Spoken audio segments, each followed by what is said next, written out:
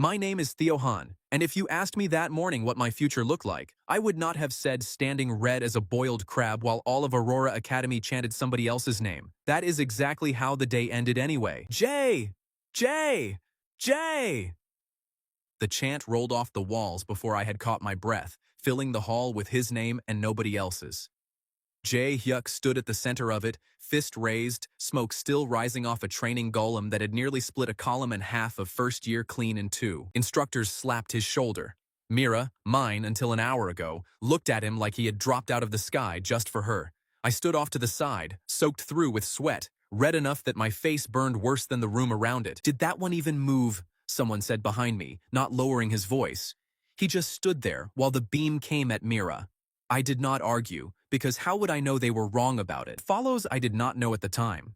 Leah gave it to me weeks later in her own flat words, and I am setting it down the way she told it, because it is the reason the rest of this happened. Only one girl in the hall was not watching Jay.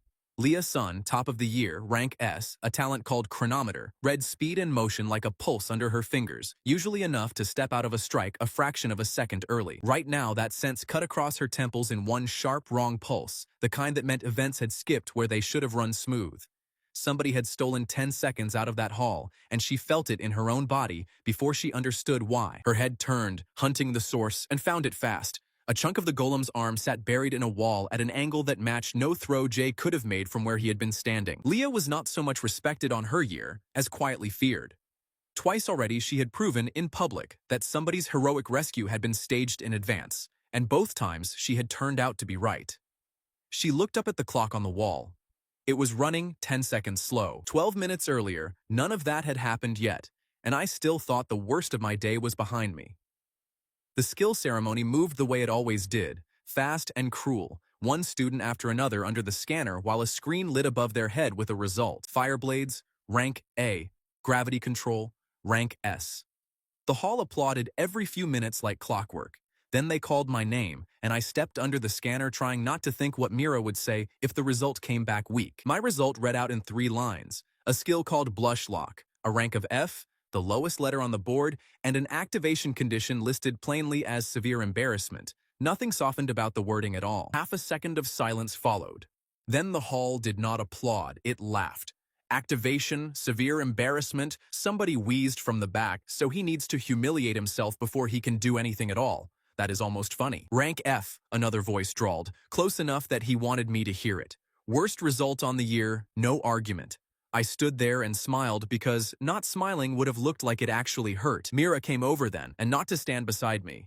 Theo, she said, quiet at first, then loud enough for the entire hall. I am not fighting next to someone who has to look pathetic before he can do anything useful. That is not what it means, I said. It means the opposite of weak. It means I need a real reason before it works at all. A real reason being humiliating yourself, she said, arms crossed. In front of who, exactly? Me? The entire hall, whoever is standing closest that day. I did not choose the trigger, Mira, I said, and did not raise my voice doing it, though I wanted to. No, she said. You can still choose who you stand next to while you wait for it. I am not spending every fight wondering if today is the day you finally feel bad enough to be useful. That is not fair, and you know it is not, I said. And for a second I thought that had landed on her. Fair is not the word I am using, she said, already turning away. Jay, rank A, an attacker. Real strength. Will you partner with me instead? Jae Hyuk grinned, like he had waited his whole life to hear that question asked out loud, in front of everyone, by her. Every face in that hall was turned to me now, humiliation running through me from the outside and the inside at once. In the exact second I decided nothing worse could happen today, metal shrieked behind us. The demonstration golem jerked, sparked, and slipped the instructor's control. A heavy arm with a broken beam swinging in a wide arc straight toward Mira, too busy enjoying her triumph to notice. Screaming, chaos, somebody bolting the wrong way and knocking 2 others down with him. I watched it and felt shame and terror fuse into one white-hot point, hotter than anything the scanner had done to me 12 minutes earlier. The world stopped without a sound. Dust hung mid-fall. A scream cut off in the middle of a breath. I stood alone in a frozen hall.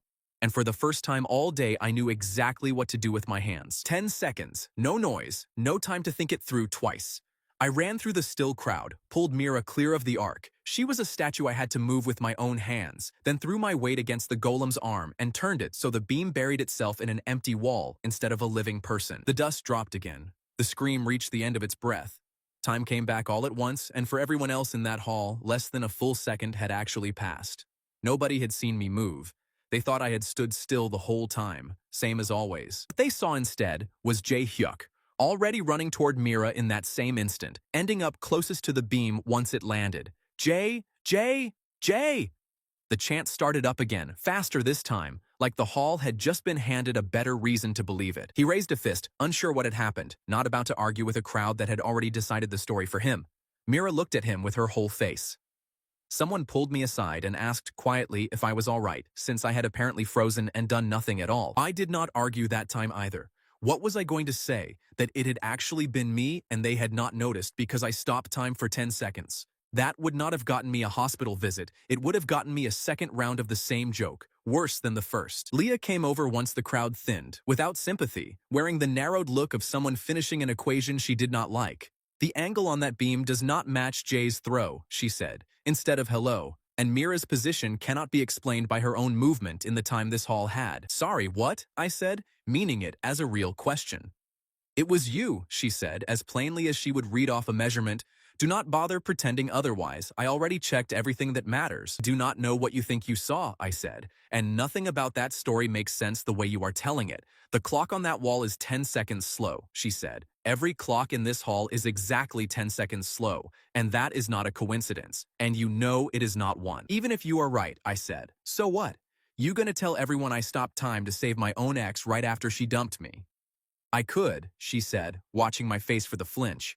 It would take one sentence, and this whole hall would look at you differently by tonight. Then why are you still talking to me instead of doing that right now, I asked. Because I do not want you looked at differently, she said. I want to know what triggers it, how long it lasts, and whether it still works later. Tell me no and I keep this to myself anyway. Tell me yes and I make it useful. The hall, mostly empty by then, went still again, this time for real, no ability involved. Leah's son, top student on the year, had just asked an F rank to be her partner in front of whoever was left to see it. It turned out Leah had no idea how to flirt, none at all. She was, on the other hand, excellent at running an experiment start to finish. First variable, she said, and took my hand without any warning, the way you would pick up a tool. My face went hot, the world blurred at the edges. It had worked again. 10 seconds of silence passed, and I blinked twice, stupidly, before time let go on its own. Good, she said, marking something down. Then she waited, timing the gap on her own watch and refusing to explain why, and I did not understand until much later that she was already mapping the recovery as carefully as the trigger. Second variable, she said. Hold still for this one. You are kind of sweet when you panic, she said, in the tone of someone reading a gauge out loud. It worked again, shorter this time, 5 seconds and gone. Diminishing returns, she muttered, mostly to herself. Third variable, and she sat close enough that her shoulder nearly touched mine on purpose. Nothing happened at all. Subject has adapted, she reported. Current reading, 3%, barely worth counting anymore. Compliments no longer function, she concluded, delivering it like a diagnosis instead of a disappointment. We are going to need something considerably worse. By midday, the corridor was buzzing that Leah's son was somehow dating an F rank. Mira passed me and gave me a look I could not read. We were drilling in the sparring bay when the same golem, never fully shut down, lurched back to life and came at us, a live cable sparking behind it. That was not on the schedule, Leah said fast, and there was something real under her voice for once. Not curiosity, actual fear, not staged for a reading, and that alone was enough to do it. The world stopped again, and this time not only for me. Leah hung mid-step, no statue, her eyes awake and frightened, locked on mine. You can move too, I said, breath-catching.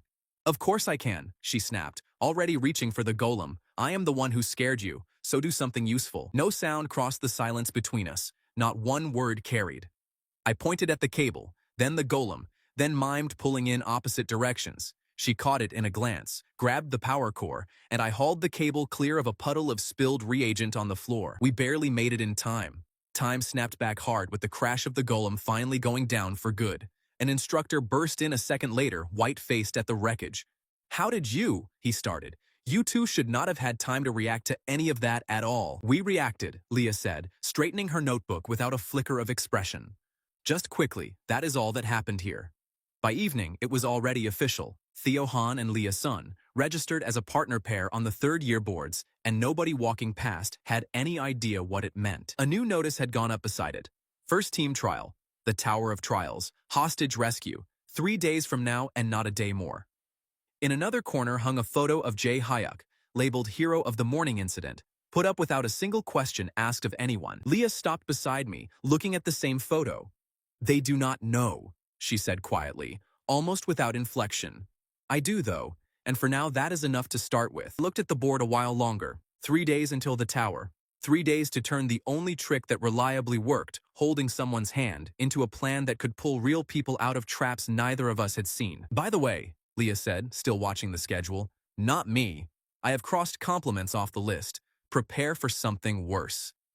I had no idea what she meant, but looking at my reflection in the dark glass, still faintly red, I was certain I would find out soon enough. Word travels faster in a school hall than it does anywhere else I have ever stood, and by the time Leah and I reached the second-floor corridor that morning, every single person in it already knew we were partners.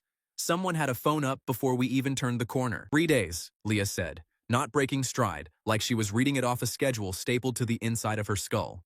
"That is what we have before the tower opens, and right now we have exactly one trigger anyone would call reliable, which is not enough to keep 2 strangers alive inside it." "Hand-holding works," I said, keeping my voice down even though half the corridor was already listening anyway. "It is not exactly a tactic I can use mid-rescue without someone asking questions." "It is a starting point," she said. "The compliment gave us 5 seconds before your body caught on and stopped believing it. The proximity test gave us nothing at all, adapted before I even finished sitting down. Polite does not scale, Theo. We already use polite."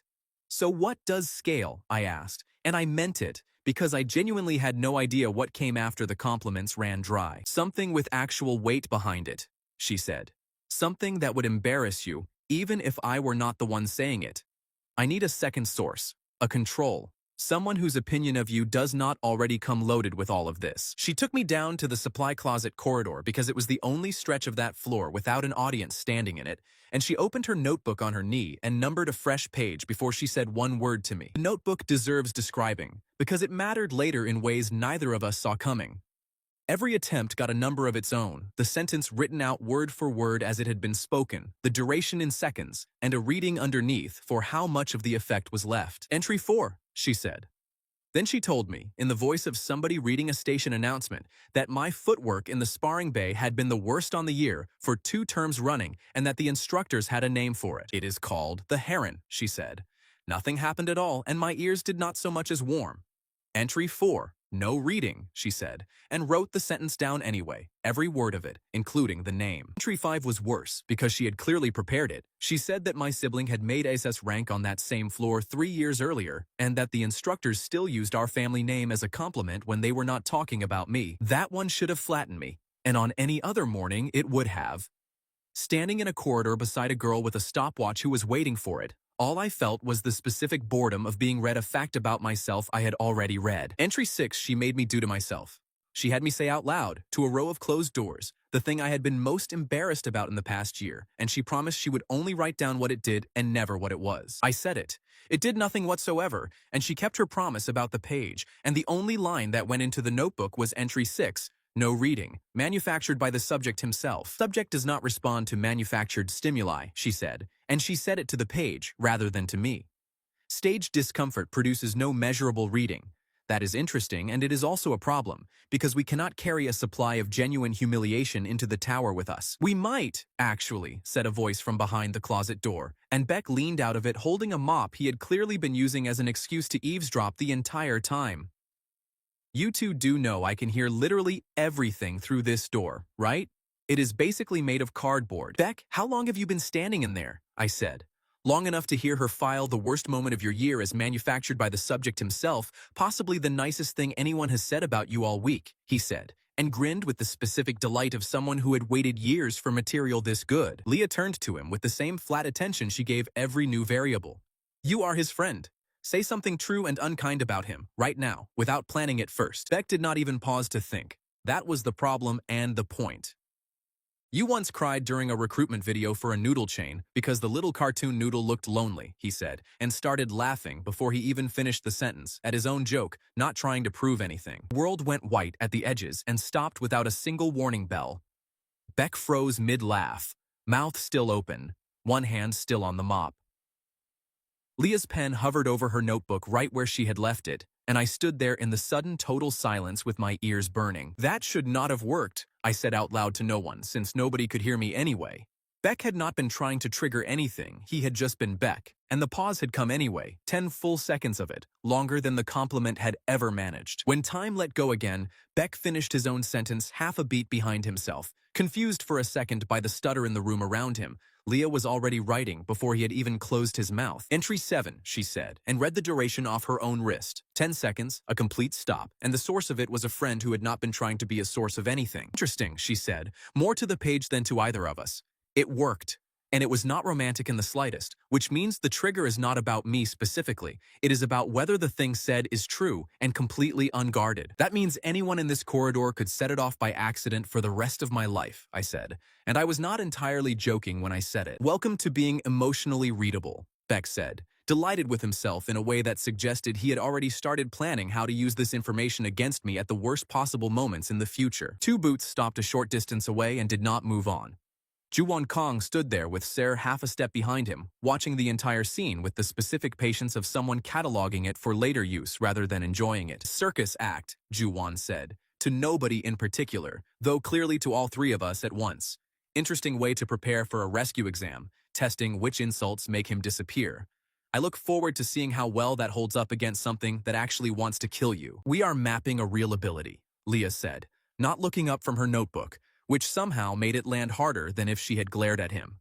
Map it faster, Juwon said, already walking again. Ser falling into step beside him without a word. Some of us intend to clear the tower with strength that does not depend on someone's feelings being fragile enough to use.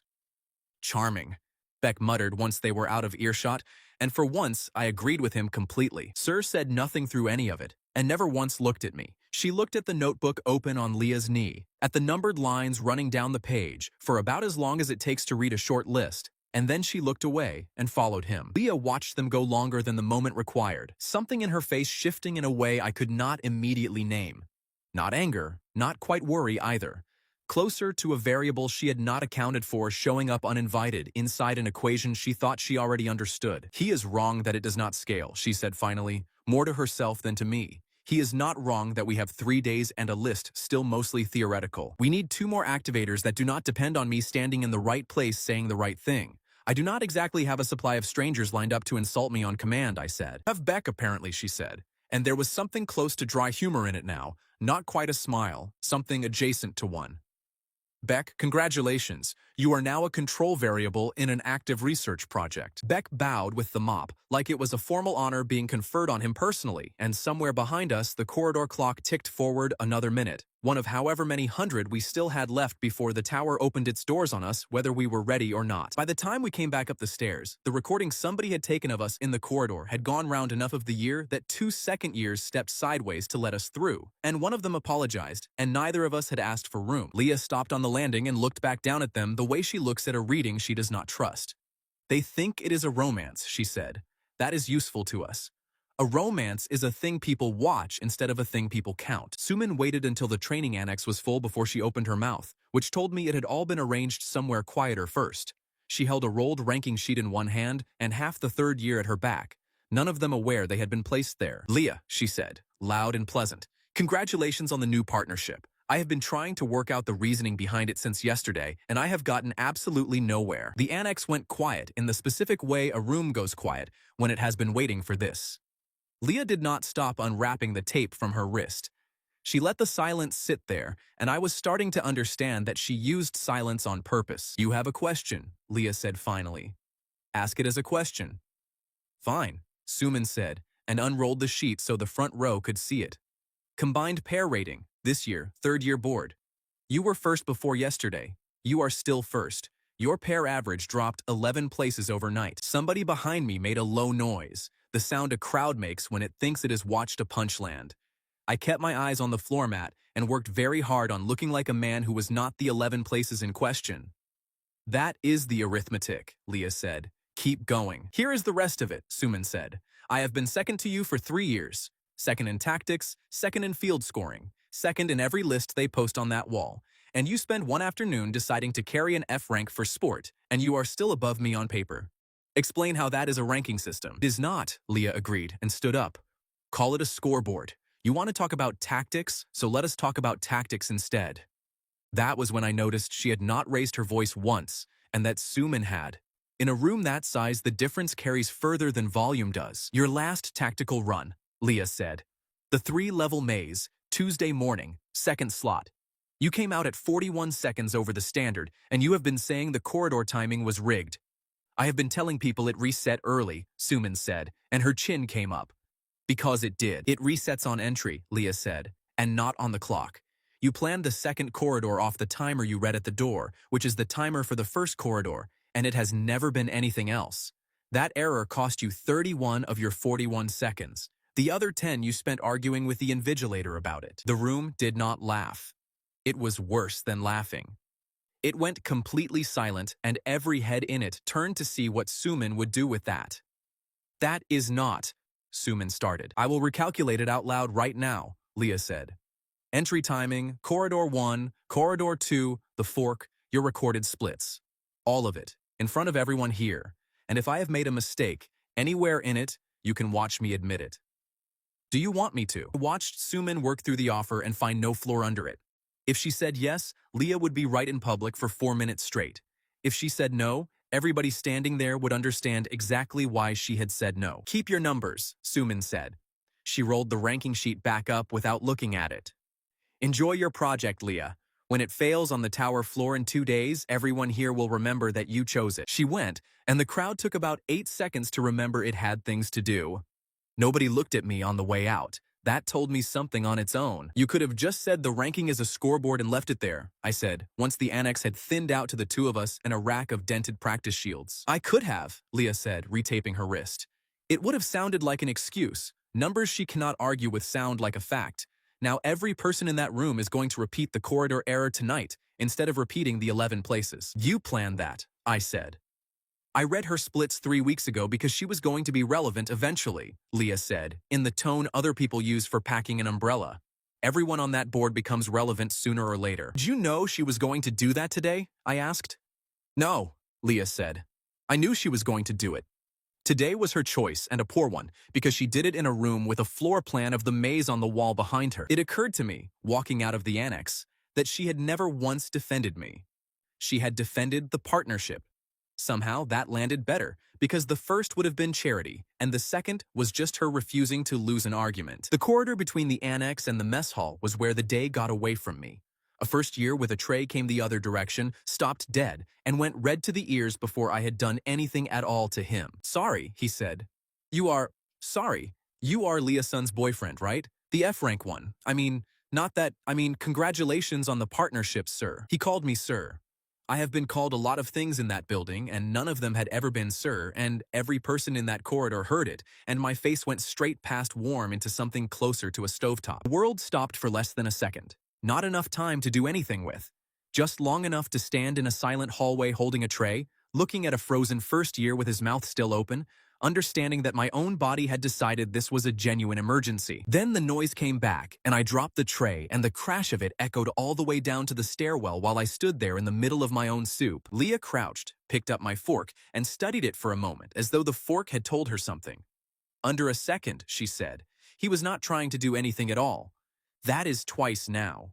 Twice what? I said, on my knees in the soup. Twice that an accident outperforms everything I plan, she said, and wrote it down. I insult you deliberately and get nothing. A stranger stammers at you, and your ability files it as an emergency. I do not enjoy what that suggests about how much of this I can actually control. Beck arrived at the worst possible moment, took in the tray, the soup, and my face, and said that he was going to need this described to him twice a year for the rest of his life. Then he helped me up, which I gave him credit for. We were mopping when I saw Mira on the far side of the hall, and she was not looking at me. She was looking at the notice board where Jay had been standing for 20 minutes with a small ring of second years around him. He was telling the golem story again. He had told it the previous evening, and once at breakfast, and the version at the board had a pause in it now, a beat he left open right before the beam, so the ring of listeners could make the noise he wanted them to make. Mira waited for the ring to break up. She asked him something I could not hear from that distance. Whatever it was, he laughed first and answered second, and the laugh took longer than the answer did. She did not laugh with him. She stood there a moment after he had already turned back toward the board, and then she walked off down the east stairs without saying anything else to anybody. I know what I saw, and I know it was worth almost nothing. A girl noticing that her boyfriend enjoyed a story too much. People notice worse than that every day and marry each other anyway. 2 days, Leah said behind me, reading the tower notice over my shoulder. Hostage recovery, 3 trap tiers, live scoring, and a list of everything I currently have that reliably works, which is a friend who insults you by accident and a stranger who cannot say hello. We need a third thing, I said. We need one that survives being needed, she said. Anything I can plan is dead on arrival, and anything that works cannot be planned. I have been staring at that sentence since yesterday, and it has not gotten better. Then we do it without the pause, I said, and I meant it as the worst option on the table. Leah looked at me for a second longer than the remark deserved. Say that again in the briefing tomorrow, she said, when Instructor Gu is standing in front of you, and see whether you still believe it. Instructor Gu ran the briefing with the lights up and the doors open, which he told us was deliberate, because the tower would not be giving us a dark room and a dramatic silence either. Hostage recovery, he said. 3 trap tiers ascending, 40 minutes on the clock from the moment the first door seals behind you. Every hostage on the 8th floor is a live volunteer student, and every trap between you and them is real enough to break a real arm. He put the tier map up. The first tier was pressure plates and drop gates, mechanical, stupid, survivable. The second tier was reactive, which meant it watched what you did and closed the option you had just used. The third tier he described in one sentence and then refused to expand on. The third tier reads the room, he said. That is all you get, because if I tell you more, you will plan for the thing I described instead of the thing in front of you, and I have buried that lesson too many times already. Somebody asked whether the reactive tier reacted to individual teams or to everyone in the tower at once. Gu said everyone at once, and the room made a low, unhappy noise, because it meant the pair ahead of you could close a door you were counting on. You are not competing against the tower, he said. You are competing against the 11 other pairs who are also learning it while you are inside it. If the pair below you burns a trap cycle badly, you inherit that. Plan for the fact that you inherit that.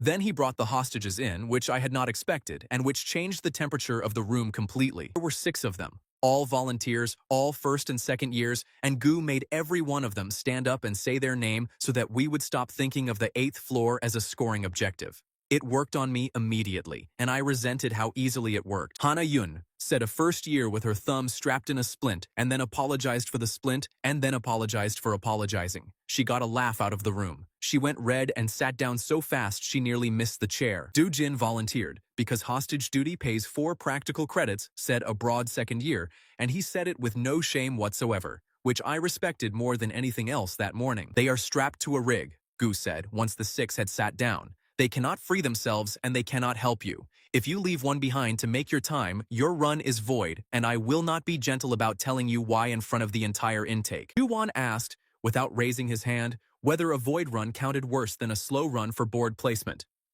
Gu looked at him for a moment and said that if he had to ask, the answer would not help him. Then he came to rolls, and this was where the morning turned on me. Each pair declares before entry, he said. One of you is route and timing, one is contact and recovery.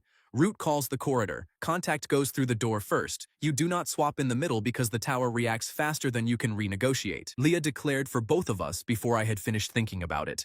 Route and timing, son. Contact and recovery, Han.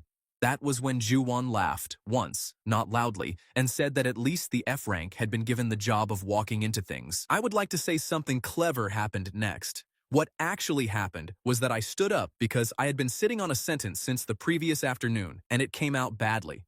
We are going in without the ability, I said. There will be no activation, not once, not as a backup, nothing. The room reacted about how you would expect a room full of teenagers to react to a man announcing he intends to fight with one arm behind his back for reasons he cannot explain out loud. Explain that, Gu said. Explain it to me and not to them. Because it only works when I mean it, I said, and it is not reliable. And if I go in there planning around it, then somewhere on the 3rd tier, I will be standing in front of a strapped-down first year waiting to feel something on schedule. I would rather have a plan that does not need my feelings to cooperate. Gu did not answer for a long moment. Then he said, and he said it flatly, without a speech attached to it, that he had been a trash rank himself once, and that the sentence I had just used was the only honest thing anyone had said in that room all morning. Half the intake turned around to look at him. He was already moving on. "Sir," somebody started. "It is not important now," Gu said in a tone that closed the door and locked it. "What is important is the 40 minutes. Pairs, come get your entry slots." Leah had written down what he said. She did not comment on it. She just wrote it down, which from Leah was roughly the same as underlining it. Beck caught me by the door afterward and told me that announcing your handicap to a room of rivals was either the bravest thing he had ever watched or the single dumbest, and that he had not decided which, and that he would let me know on Thursday. "Both," Leah said, going past. "It costs us surprise, and it buys him the only version of this where he is not waiting on his own blood pressure. I will take the trade." The hostages were filing out, and Hana Yoon stopped in front of me, still holding her splinted thumb against her chest like it might get away from her. "Are you the one from the ceremony?" she asked. "The one they laughed at." "That is me," I said, since it was the only answer available. "Okay," she said, and then, in the smallest voice I had ever heard in that building, that she was fine with whichever pair came up first, but that she would rather it was a pair that had already been laughed at, because they would probably not be showing off on the stairs. I did not have an answer for that. Doo-jin, halfway out the door, told her not to be weird about it, and she apologized again to him for being weird about it. We drilled the roll split that evening in an empty bay, and it was the least glamorous 3 hours I have ever spent preparing for anything. Leah called corridors that did not exist, and I walked into doors that were not there. "Slower," she kept saying. "Contact does not sprint through a doorway. Contact arrives at the doorway at the second I told him and not before, because I have already spent that second somewhere else." "I am not a clock," I said on the 4th run, with my shirt stuck to my back. "You are the only clock I have got," she said. "Mine tells me what a room is going to do. It has never once told me what a person is going to do, and now I have a plan with a person in it." Beck sat on the equipment crate through all of it, eating somebody else's dried fruit, and offered exactly one piece of tactical advice all evening, which was that if I died in there, he was taking my boots. "They are 2 sizes too big for you," I said. "I will grow," Beck said. "Also, I have decided to come and shout for you from the gallery, and you should both know in advance that I will be extremely embarrassing about it, and that this is a service I am providing for free." Leah stopped writing at that. She looked at Beck for a moment with an expression I could not read at all, and then she wrote something down, and then she told him that under no circumstances was he to shout anything at me during the run. The entry list went up on the board that evening, and the corridor found it before I did, which is how I knew where I stood before I had read it. 12 pairs. Ju-won and Ser drew the 3rd slot, the good one, cold tower, fresh cycles, no inherited damage. Sumin drew 7th. Leah Sun and Theo Han were printed at the bottom, 12th, last entry, the slot that walks into everybody else's consequences. The whispering behind me had 2 flavors, and I could hear both. One said the invigilators had buried us on purpose. The other said Leah had asked for it, because Leah asked for everything. "Which was it?" I asked her. "I asked for it," she said, without looking up from the sheet. 11 pairs will teach the reactive tier 11 habits before we walk in. I would rather study a tower that has already been taught something than guess at a clean one." "And the 3rd tier?" I said. "The one that reads the room." Leah folded the entry slip and put it in her pocket. Then she said the thing that kept me awake most of that night, which was that the 3rd tier had a rating on the internal maintenance sheet, and that no student pair in 4 years had ever cleared it inside the clock. Door sealed behind us with a sound like a bank vault agreeing to something, and the clock on the wall of the entry cell began counting down from 40 minutes, while Leah was still speaking. She had said one word to me on the ramp, and it was not encouragement. 11, she said. 11 pairs have taught this building how students move. Everything in here is tired in a pattern, and we are going to use the pattern. Tier 1 was pressure plates and drop gates, and it was already damaged. 2 plates had been jammed with a broken shield by somebody who had gone through in a hurry, which meant that whole row now read as permanently occupied, and the gates above it hung open. "Left row is dead," Leah said before I could ask. "Somebody bought us that with their equipment. Walk it, do not run it. The gate cycle above the 3rd plate is 9 seconds, and it does not care how fast your legs are." I walked it. It is a stupid feeling, walking under a hanging steel gate at the pace of a man going to collect his mail, and it worked the way she said it would, and we cleared the 1st floor with 36 minutes on the clock. The stairwell was where we found out that the run had already gone wrong for somebody else. Two invigilators were coming down with the boy between them, one arm strapped across his chest, his face the gray color that comes after adrenaline rather than during it. His partner followed, arguing with the second invigilator and losing. 11th pair, Leah said quietly once they had passed. They went in 4 minutes ahead of us. Which means, I said, which means their 2 hostages are still on the rig, she said, and the run is void, and the tower does not care that it is void. 6 volunteers went up this morning. Whatever we recover all of it. Nobody told us that, I said. Nobody added it to a sheet or announced it. Gu said a void run leaves people strapped to a rig, Leah said, already climbing. He said it in front of everyone, and everyone heard a scoring rule. Move. Tier 2 was the one that watched. Gu had called it reactive, and that undersold it badly, because the corridor genuinely learned. I put my shoulder to a jammed panel, and the panel gave, and the next 4 panels on that corridor sealed themselves flat into their frames within about a second and a half. Stop using it, Leah said. Every solution you spend for this entire building, and it keeps the receipt. Then we cannot solve anything twice, I said. She agreed that we could not, so we are going to spend the cheap ones on purpose. Force the 3rd panel, force the 5th, waste them. I did not understand until I had done it, and then I understood beautifully. She fed the corridor the 2 openings we did not need. The corridor cheerfully closed both of them, and it committed its cycle to closing a category of thing at the exact moment we needed a completely different category of thing. The vent shaft at floor level was not a panel and not a door, and the corridor was busy. We were through and into the 5th floor landing with 29 minutes left and my hands shaking from an emotion I could not name yet. You're enjoying yourself, Leah said. I am being trapped alive in a building on a clock, I said. You're enjoying yourself, she repeated, and made a small note about it, which is how I discovered that my morale was on her sheet along with everything else. We took the first 2 hostages off the 6th floor rig and it was easy. And it is worth saying that it was easy because everything after it was not. Jin went down the emergency chute complaining that the harness had cost him a credit somehow. The second one, a small second year with a nosebleed from the dust, went without saying anything at all. Suman came down the 6th floor stairs while we were doing it, and she was not injured, and she was not carrying anybody either. Her partner was behind her with a coil of cut rig line over his shoulder and an expression that had given up several floors ago. 7th slot, she said, when she saw us. 22 minutes in the hall upstairs and I did not get one strap open. Go on, say the thing. I am not going to say a thing, Leah said. What is it doing up there? It watches, Suman said. That is all it does. It just watches, and whatever you send at it first is the thing it decides to hate.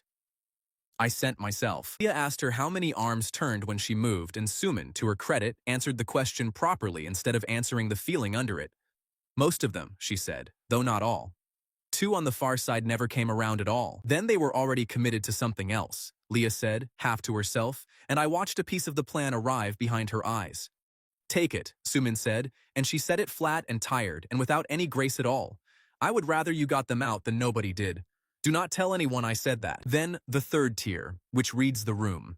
It is a hall, and I had heard it described as a hall, and nobody had thought to mention that the hall is 2 floors deep with a raised walkway around a drop, and that the 4 hostages left in it are strapped to a rig suspended over the middle of that drop. Counterweights hung all along the ceiling on long arms. Every one of them was aimed at nothing. They swung idle, without pattern.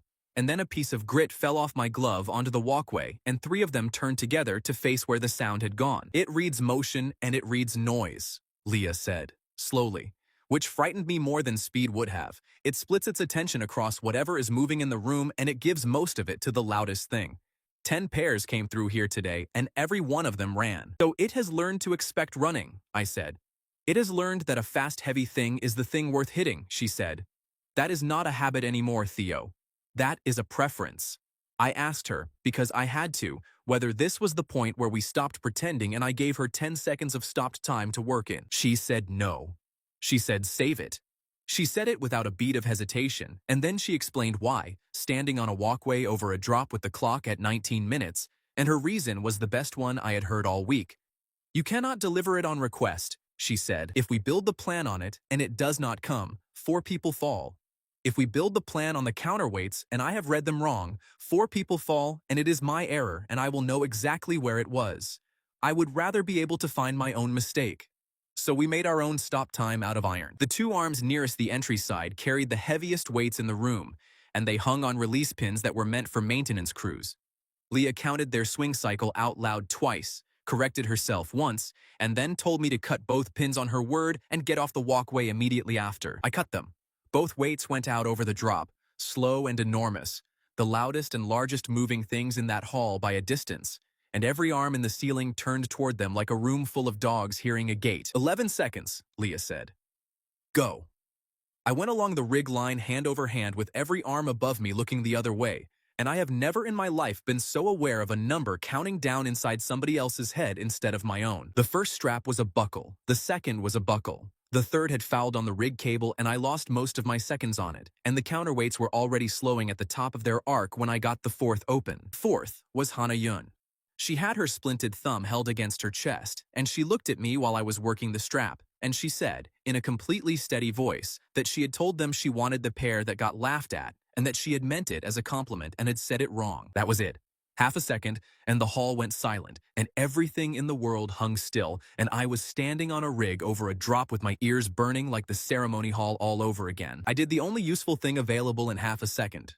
There was an arm already committing back toward us, and I put my palm on it and turned it a hand's width, and then time let go, and the arm went past my shoulder into empty air instead of through it. We got them onto the walkway and out. Leah ran the exit corridor from memory. The last door opened onto daylight and noise, and the clock over the entry read 6 minutes and change still on it, and I understood the noise was for us about 4 seconds after it started. Best result of the intake. 6 volunteers off the rig, including 2 that were not ours, and the invigilator at the desk read it out twice because the second reading was for the stands. Gu did not come down for it. He was up in the gallery with the record deck, and when I looked, he was not watching the floor at all. He had one hand flat on the desk, and he was running the same short strip of footage back again, and his face had gone somewhere I did not have a name for. In the stands, Juwan said something to Sir about theatrics, loud enough to travel. Something about a route that looked more like a performance than a plan. Sir did not answer him. She had Leah's counting hand on the walkway frieze framed on her own screen, and she was writing in a small notebook, steadily, page after page, long after the cheering had stopped. The photograph went up on the main board on Friday morning, and by lunch there were people standing in front of it who did not know either of our names and were arguing about us anyway. It is not a good photograph. Leah is mid-count with 2 fingers up and her mouth open, and I am 8 feet out along a rig cable with my legs doing something no coach would sign off on, and behind us 4 strapped volunteers hang over a drop looking like laundry. An invigilator had captioned it best pair result in 4 years, accurate enough, and somebody else had written the entry slot number underneath in pen, 12th, and that was the sentence the entire school actually read. Second years I had never met asked me questions all morning. What is the third tier like? Did you really walk the plates? Is it true you went in without your ability on purpose? And if so, why would anybody do that? I answered the last one badly about a dozen times before I found a version that did not sound like an apology, which was that the tower does not care how you feel about it, so I built a plan that did not care either. By the afternoon, somebody had turned that into a sentence on a badge. They were selling them outside the east stairwell, first years, 4 of them, at a folding table with a hand-lettered sign. The badge had my face on it, drawn by somebody with more enthusiasm than training, and my sentence printed around the edge in a circle. They are charging 2 credits, Beck said, delighted beyond measure. 2 credits, Theo. I checked. There is a version with your face, and there is a version with just the sentence, and the plain one is selling worse. People are paying extra for your face specifically. They need to come down, I said. You cannot take a market down, Beck said. That is not how markets work. I have already bought 6. Leah bought one, examined it for a while, and pinned it to the inside flap of her equipment bag without a word about it. When I asked her what she was doing, she said that a visible symbol attached to an unusual method was a tactical asset, and that she intended to use it. You are joking, I said. I have never once joked about equipment, she said. And that was true, and it was also the moment I understood I was not going to win this. The award ceremony was held in the same hall as the skill scanner had been, which somebody probably thought was tidy. I stood on a stage in front of the exact floor where a room had laughed at me 9 days earlier, and the room applauded instead, and I did not enjoy it as much as I had spent 9 days planning to. Gu read the results without decoration. 12th entry, 6 recovered, 6 minutes and 40 seconds remaining. He did not mention the 11th pair by name, and he did not need to, because everybody in that hall had already done the arithmetic on which 2 of our 6 had not been ours. Hana Yun found me afterward with her thumb still splinted, and thanked me in one short sentence that she had clearly practiced, and then ruined it by adding that her mother wanted to know if I would come to dinner, and then apologized for her mother. Juwon and Sir were waiting at the bottom of the stage steps, and they were waiting on purpose, and they let us come to them. Congratulations, Juwon said. He meant it, and that surprised me first of all. Third slot, clean tower, and we came out 4 minutes behind your time with 2 fewer people. I have been over the recordings twice. Then you know the tower did most of it, Leah said. The tower did none of it, Juwon said. That is why I am standing here. I have spent 3 years telling anyone who would listen that preparation is what people do instead of getting stronger. And on Thursday, a pair walked in last and came out first without either of them landing a single strike on anything. I do not like it. I am not going to pretend it did not happen. That is more than I expected from you, I said. Do not enjoy it, Juwon said. Hear the rest. Your route was excellent and your partner is the best tactical mind in this building, and both of those things are still an arrangement built around a boy whose ability runs on humiliation. There is a day coming when somebody arranges the humiliation for you, and when that day arrives, being clever about counterweights will not be the problem you are solving. Say what you want plainly, Leah said. Plainly, Juwon said. Coronation is at the end of the year, and there are 2 pairs in this school who are going to be in the last bracket of it. I intend it to be a real contest, so I am telling you now instead of surprising you later. You will not get a second warning, and you will not get any dishonesty from me either. Sir had not said one word through any of it. She stood half a step behind him with her notebook closed under her arm, and she watched Leah's hands the entire time, and when they left, she was the one who looked back. That was polite, I said, once they were out of earshot. That was a declaration, Leah said. He gave us his timetable because he thinks we cannot beat it. I would like you to remember he did that, because when he is wrong later, he will be wrong honestly, and there are not many people in this building I can say that about. The hall emptied out in the slow way ceremony halls do. I was collecting my bag from behind the staging when I heard Mira's voice on the other side of the curtain, close enough that stepping away would have made more noise than standing still. She was talking to Jay, and she was not raising her voice, and that is what made it hard to listen to. You told it again, she said. To the 3rd years. Same story with the same pause in it, and you did the thing with your hand, and I stood there and watched you wait for the noise. It is what happened, Jay said. What am I supposed to do? Refuse to talk about it. You have talked about it every day for 9 days, Mira said. You have not asked me one question about my scoring. You have not asked anyone anything at all. And there is a photograph of 2 people on that board who did something on Thursday, and you did not mention them once. Jay said something fast then. It came out too quick and too loud, and it had 3 separate excuses stacked inside it, and one of them was that he had been asked to keep the morning fresh for the intake, which I noted, because somebody had clearly asked him that, and it had not been Mira. You changed, Mira said, and not since Thursday, since that morning. I keep waiting for you to be the person I chose in front of everyone, and instead, I am getting the hero of the incident, and I do not know that person, and I do not think you do either. That is not fair, Jay said. No, Mira said. It is not. Ask me if I care.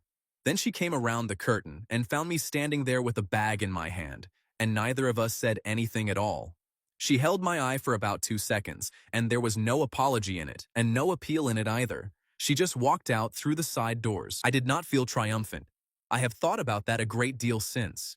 9 days earlier, I would have paid actual money to hear that conversation, and standing there having heard it, all I could think was that she was going to work it out eventually, and that it was going to cost her something to do it. Gu caught me at the door with the record deck tablet under his arm.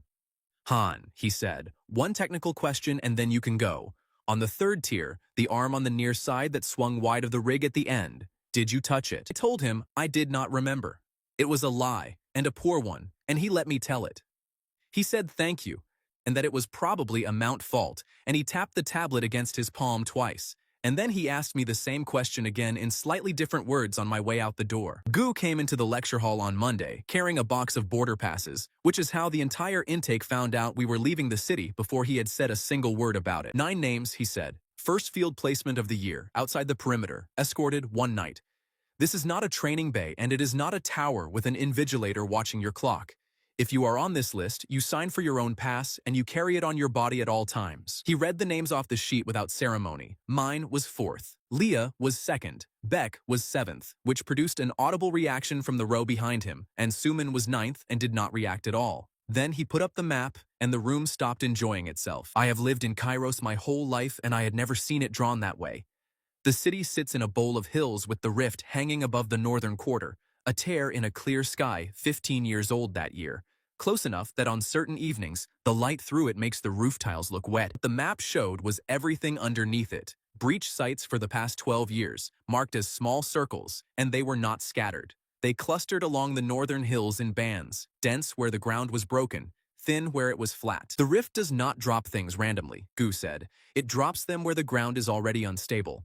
Nobody has ever explained that properly, and every survey team in the city plans around it anyway, which is what a working theory looks like when nobody can afford to wait for a good one. Our destination was a survey post on the second band, 11 kilometers past the wall, and we were going because the post had reported 3 weeks of instrument noise with no breach attached to it. Somebody asked whether that meant there was nothing there. Gu said it meant something was there that had not opened yet, and that a survey post reporting nothing for 3 weeks was the most interesting sentence he had read all month. Then he told us about the Torn, and he did it in the same flat voice he used for trap tears, which I now understand was a kindness. They are the thing you will meet if anything opens, he said. One species, and you are going to learn it once and correctly. Dark glass shapes, cracked through, and you can see the wrong scenery inside the cracks. They do not walk from one place to the next. They skip. Skip how? Somebody said. They drop frames, Gu said, and he did not soften it. You see it standing at the fence over there. There is no crossing. It is at the gate.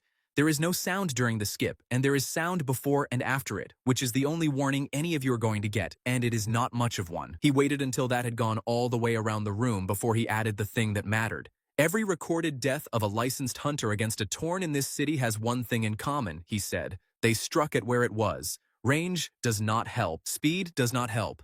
Strength very much does not help. The only people who have ever hit one hit where it was going to be. I looked over at Leah, and she was already writing. And what she had written was not notes.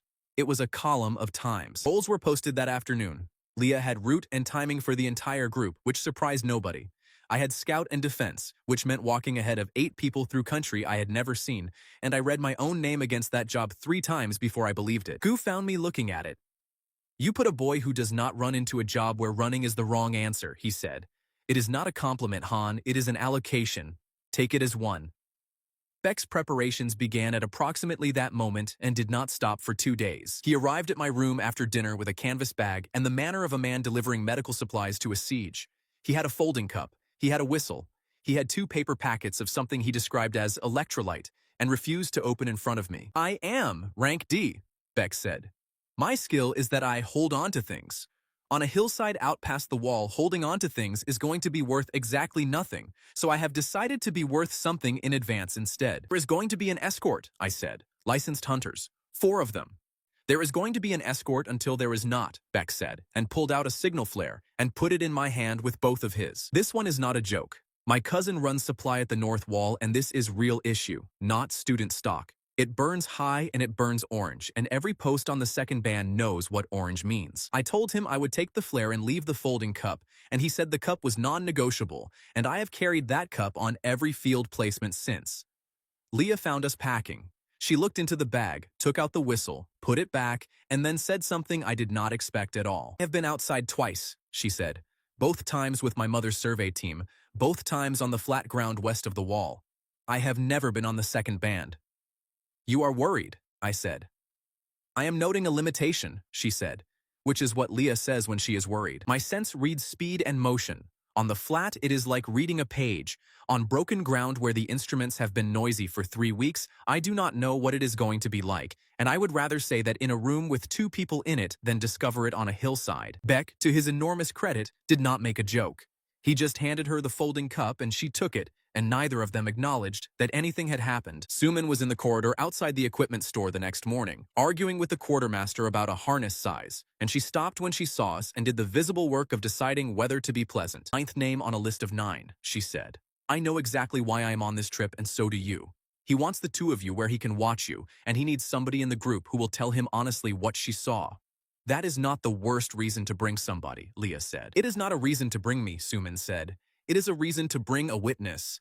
And the 2 of you are going to be enormously irritating about it, and I am going to write down everything anyway. The one name not on that list was Jay Hayuk, and everybody noticed, and nobody said it out loud in front of him. I found out why by accident, standing behind 2 second years in the mess line.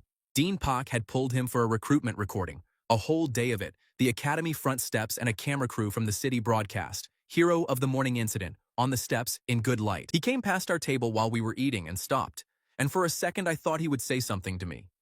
He asked Leah whether the second band was as bad as people said. She told him she had no data on it. He said good luck and went. And he went too quickly.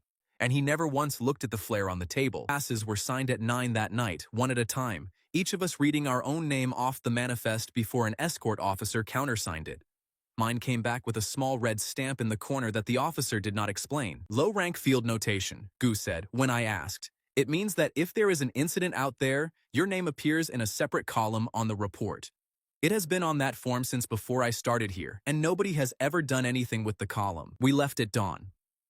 What I remember of that morning is not the wall or the gate or the sky. It is that Leah stopped just past the outer marker, on the road, with everybody moving around her, and stood completely still for 4 or 5 seconds with her head tilted. I asked her what she had. She said the ground was noisy, and that she had assumed that was a figure of speech in the survey reports, and that she would like the record to show it was not. The survey post on the second band was a concrete box with a mast on it, 3 technicians living inside, and a scree slope above it that had been quietly getting louder for 3 weeks. Technician Owen met us at the door with the instrument logs already open, and he did not bother with introductions. 9 students and 4 escorts had walked all morning to look at his problem, and he wanted somebody to look at it before the light went. The needle does this, he said, and drew it in the air with a finger. Up, nothing, every 40 or 50 minutes for 22 days. No breach, no thermal, no discharge. My instruments are fine. Before anybody asks, I have swapped both sensor heads. Show me the slope, Leah said. The slope was loose gray rock at a steep angle, running 200 meters up to a ridge, with the survey path cut across the middle of it as a narrow ledge. It looked like every hillside I had ever seen in my life until the escort officer threw a stone at it. He threw it flat and low, the way you skip a stone, and it went out over the ledge and slowed down. Not stopped. Slowed, in the air, as though the stone had suddenly become a leaf, and then it fell straight down through nothing, at about the speed of a dropped feather, and landed with no sound at all. Nobody spoke for a moment. Then Leah said quietly that she would like everyone to move back from the ledge, and the escort officer, who had been in this line of work for 19 years, moved back without asking her why. There is a pocket sitting on that path, she said. Things inside it lose their weight. It has drifted along the slope for 3 weeks, which is why your needle moves and then stops. It is not sitting over your sensor, it is walking past it. Owen wanted to go straight out onto the ledge with a hand instrument. Gu told him no. Owen explained at length and with feeling that he had waited 22 days for a competent group to arrive. You will get your readings, Gu said. You will get them in an order that I set and nobody else. Sun has route and timing. Han is scout and defense. Everybody else stands behind the marker and does exactly nothing at all. I went out first because that was my job, and I went at a walk. And I would like it recorded that walking out onto a ledge above a 200-meter slope of loose rock is not improved by having been told that gravity is optional in one section of it. Leah timed the pocket from the post roof with Owen's log open beside her. She called the interval down to me at 4-minute marks. Beck stood at the marker with the flare in his fist because I had made him carry it, and Sumin stood beside him with her arms folded, watching the ridge instead of the ledge, correctly, and nobody had told her to do it. We got 2 clean passes and a full instrument set. Owen was audibly happy for the first time in 3 weeks. The escort officer had begun to relax, and I had begun to think about dinner, and that is exactly when the pocket stopped behaving like a schedule. Flickered early. Leah's pack was sitting on the ledge behind me with the spare instrument head strapped to it, and the pack lifted a hand's width off the rock, drifted sideways off the ledge, and went down the slope in slow, lazy tumbles for 40 meters before it remembered how to be heavy. Off cycle, Leah called, and there was an edge under her voice. Theo, back along the ledge now. Do not stop to look at it. I got 4 steps. Then the second flicker took me. There is no describing it well. My boots left the rock and I went up and slightly out, and the entire slope rotated in front of my eyes, and my stomach informed me that we had all made a serious mistake. I was perhaps a meter off the ledge with 200 meters of loose rock underneath me and absolutely nothing to push against. Weight came back and I came down badly, half on the ledge, one arm over the edge, and the impact started the slope moving. I have never heard anything like a slope starting. It does not crack. It hisses. 200 meters of gray rock all decided to be lower down than it currently was, and the ledge went out from under the middle section, and the path between me and the marker turned into a river of stone going the wrong way. One was on the far side of that break. He had come out for his instrument head against a direct order, and the slide caught him at the knee and put a slab across his lower leg the size of a door, and he made a sound I still hear sometimes. The escorts were on the post roof, and the roof stair was on the wrong side of the slide. 20 seconds minimum, the officer shouted, and he was being honest. And 20 seconds was not going to be enough because the slope above Owen was still moving in small handfuls. Beck came apart. I have never blamed him for it, and I never will. Theo, he shouted, and his voice went up into a register I had not heard from him before. Theo, your hair looks like a dropped mop. You cried at a noodle advert. You have never once talked to a girl without your ears going red. Do the thing. Do it now. Do the thing. Nothing happened. I stood in a moving hillside with my best friend screaming a list of my worst moments across a gap, and the world stayed where it was, and my ability did what it does when somebody performs at it. It hung. For one real second, one full second on a clock, I could not move my own hands. Rock the size of a fist came off the upper slope in that second and hit my shoulder, and I did not get an arm up in time, because I did not have an arm to give. Then it let go of me, and I was on my knees on the ledge with my shoulder screaming and Owen 20 meters away underneath a slab. Beck, Leah said from the roof, and she said it without any heat at all, and that was worse. Stop. It does not work like that. You cannot order it. Flare now, straight up. Beck fired the flare. It went up orange, and it went up high, and it hung over the second band where every post on that line could see it. And I found out later that 3 separate stations logged it inside of a minute. Then Leah came down off the roof and out along the broken ledge to the edge of the slide with her hands out for balance and started counting out loud. The pocket is still on this slope, she said. It came uphill 9 meters in the last 2 flickers, and its interval has collapsed to about 90 seconds. That slab weighs 400 kilos on this side of the hill. It weighs nothing at all inside the pocket. You want to wait for it to reach him, I said. I want to be underneath it when it does, she said. Suman, get onto the ledge, take his shoulders, do not pull until I say. Theo, the slab, both hands under the lip. You are not lifting it, you are steering it. Escorts, when it goes you have about 6 seconds before the weight comes back, and I would like nobody underneath it when that happens. We waited 90 seconds on a moving hillside. I have done a number of frightening things since, and I have not repeated that particular flavor of them. Then the air went thin, and the grit around my boots lifted and hung, and I put my hands under a slab that had been 400 kilos, and it came up like an empty crate. I did not lift it. I steered it, the way she had said, out and to the left, and Suman had Owen under the shoulders and dragged him free with a technique that was not in any manual and worked anyway, and the escort officer got both of them off the ledge. The slab remembered its weight in mid-air and came down where Owen's leg had been, with a noise that ended the argument about whether any of this had been necessary. The escorts from the next post arrived 12 minutes after the flare. Owen kept his leg. My shoulder was strapped by a field medic who told me I had been lucky, and I said nothing at all about the second I had spent unable to move. Beck did not speak on the walk back down to the post. I found him sitting on the generator housing afterward with his hands between his knees.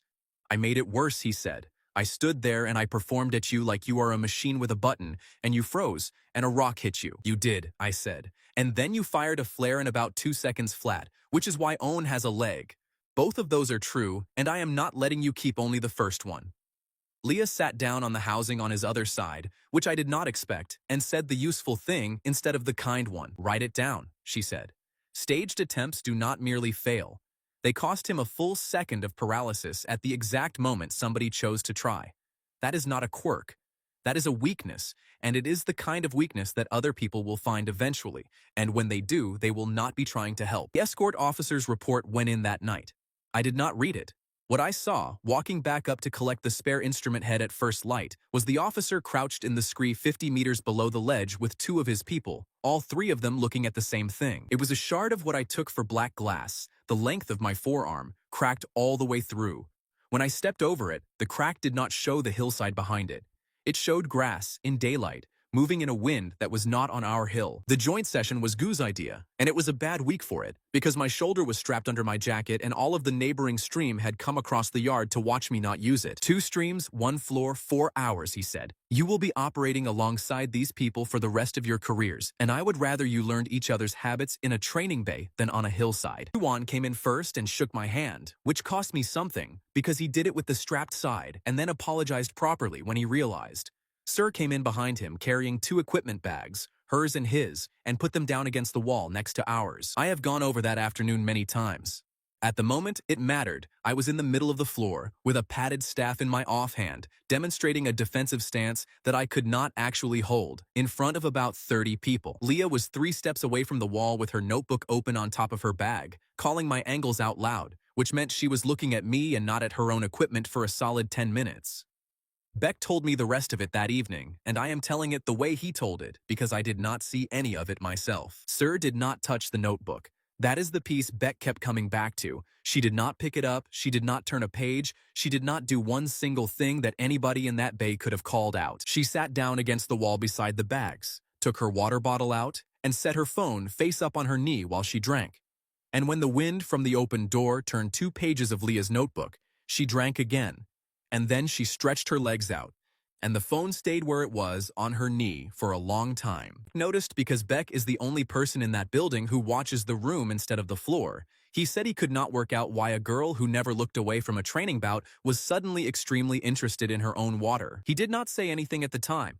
That was the correct call, and I have told him so. If he had shouted across the bay, he would have gotten a denial, an apology from Gu to a visiting stream, and Sir keeping her phone.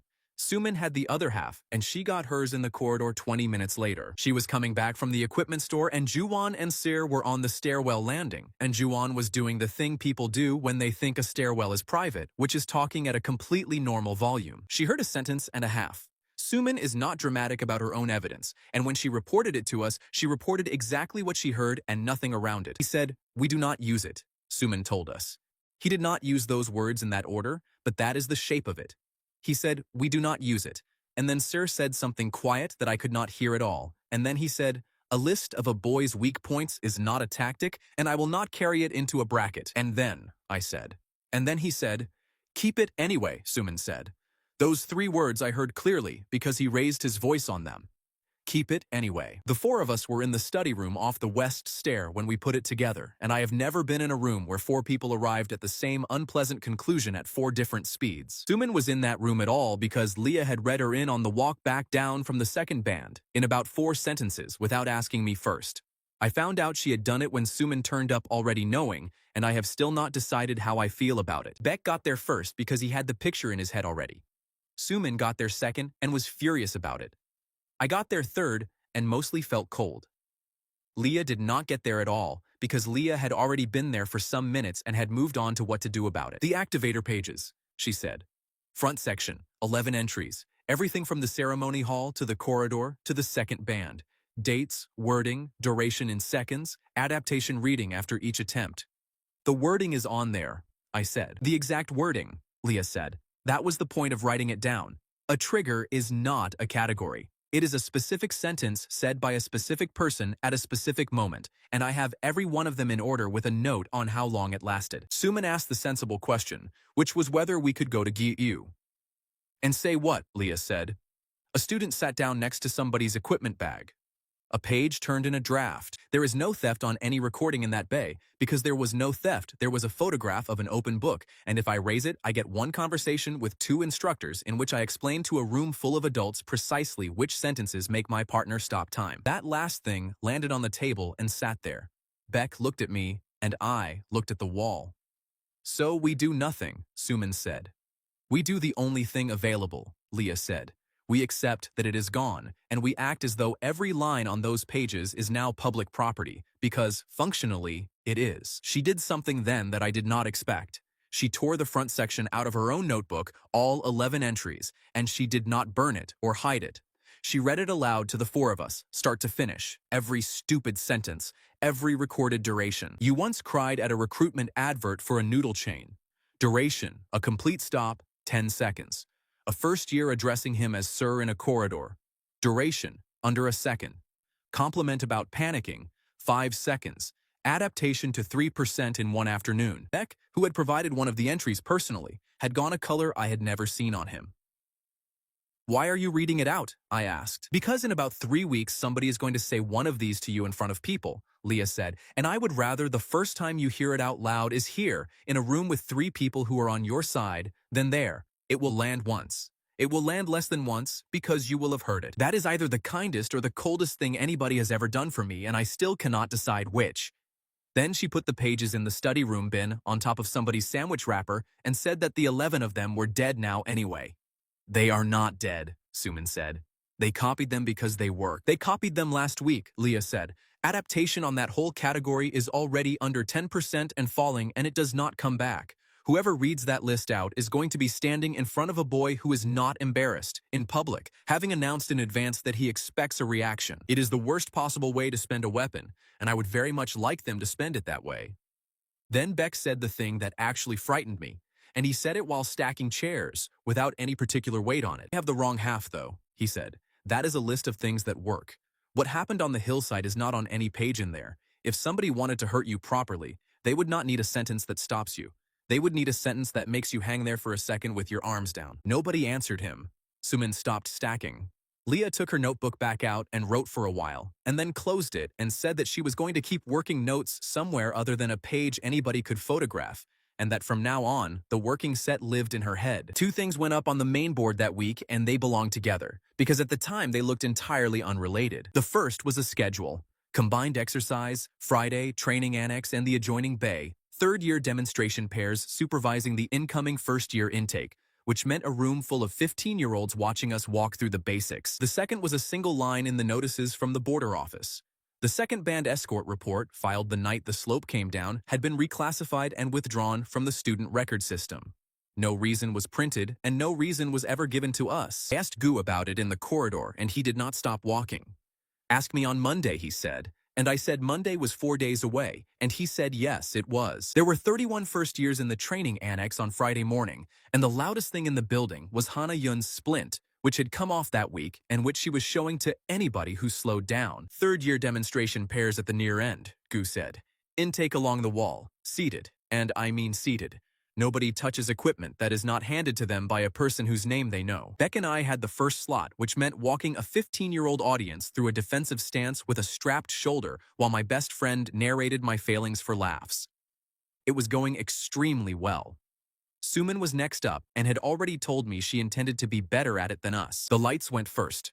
Not out, down, one long dim across the entire annex like a held breath, and every instructor in that room turned to look at the same wall. Who had the intake on their feet before the sound arrived? "Wall side, single file, out through the yard doors," he said, and he did not shout it, and 31 children moved because of how flatly he said it. The sound arrived. It came from the adjoining bay, and it was not an explosion, and it was not a crack. It was a long, tearing noise with no echo attached to it, as though a room next door had been opened along a seam. Then the connecting doors came off their runners, and something was standing in the annex that had not walked in. I had heard the briefing. I had seen the shard and the scree. Neither prepared me for the way a torn occupies a room, which is that it does not seem to be an animal in the space so much as a hole in the shape of one dark cracked glass, taller than a man, and through the splits in it you could see a hillside with the sun in the wrong quarter of the sky. It was by the doors. There was no crossing. It was at the equipment rack. That is all of it. There is no blur, no rush, no noise during. The room simply revises where the thing is, and your eyes accept the revision about half a second after your body has already gone cold. Who put himself between it and the intake line and told the third years to keep the children moving and not to engage under any circumstances. Two upperclassmen from the fourth year who had been supervising the far door went wide to flank it, and I do not think they had a plan beyond being adults in a room with children in it. Then it skipped again and got the geometry wrong, and everything that followed came out of that. It arrived inside the frame of the overhead gantry, half a meter above where it could actually fit, and the collision was enormous. The gantry took the entire weight of it sideways, and the support column at the north end sheared at the base with a noise like a bell being killed. The gantry came down across the near end of the annex. It missed the intake line and landed on the demonstration floor where the third years were, in sections, and the third section landed on Dojin. I knew it was him before I could see him because he swore once and then stopped, and the stopping was worse. The room went to pieces. First years screaming at the yard doors, an instructor shouting for a medic on a handset that was not answering, Beck dragging two children off the floor by their collars, Suman already at the gantry with her hands under the wrong end of it. Torn was on the far side of the fallen section, and it was skipping again, twice, 3 times, no pattern I could read, and every arrival put it closer to the crowd at the yard doors. And Dojin was under a steel section with his chest going, and I stood there for a second doing nothing at all, because I could not think of one single thing that a person with my ability could contribute to any of it. Then Mira screamed at me. She was 6 steps away with a first year under each arm, and her face had gone past fear into something that had no calculation left in it, and she screamed, "Do something, Theo. What are you even for?" It would be easy to make her the villain of that moment, and she was not. She was terrified, and she was holding 2 children. She said the truest thing she had ever said to me at the worst possible moment, and it was the same sentence that entire hall had been laughing at on the morning of the ceremony, and it went into the same place. "What are you even for?" In front of a room, while a boy I had eaten lunch with was being crushed. Shame and terror fused. I felt it arrive, that white point behind the ribs, the identical thing from the ceremony hall. And this time I did not flinch away from it or try to swallow it down. I stood in it on purpose. I let it be as bad as it actually was. The world stopped without a sound. There is no describing the silence properly. It is not quiet. Quiet is a thing rooms do. This is the total absence of anything arriving at your ears. And inside it, my own heartbeat was the only event in the world. Dust hung. Mira stood with her mouth open around the end of my name. The Torn was frozen mid-arrival by the equipment rack with the cracks in it showing grass moving in a wind, and the grass was frozen too, which I have thought about ever since. 10 seconds. I had 10 seconds and a room full of consequences, and I did not waste any of it on being frightened. The gantry section first. I got under the low end, at the pivot, where a fallen beam works like any other lever, and I moved it a hand's width and got Dojin's chest clear, and then his hips, and then I dragged him by the shoulders across the demonstration floor to the wall, and it was like hauling a sandbag with a face. Then the rack.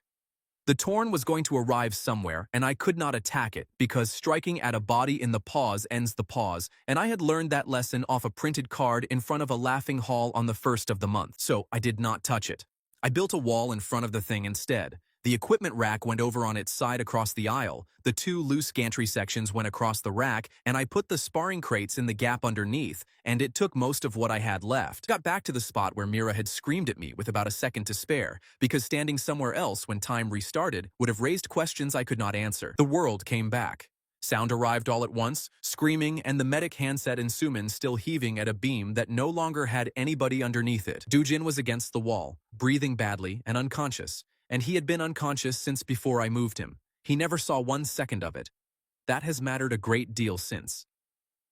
The Torn came out of its skip into a rack, 2 beams and a stack of crates. It went through them eventually. It went through them slowly, and slowly was all Goo needed, and he did the thing none of us could have done, which was to be waiting at the exit of a blocked space with a service weapon and to fire it where the creature was going to be rather than where it was. Came apart like a window, the cracks in it filled with the hillside, and then with nothing at all.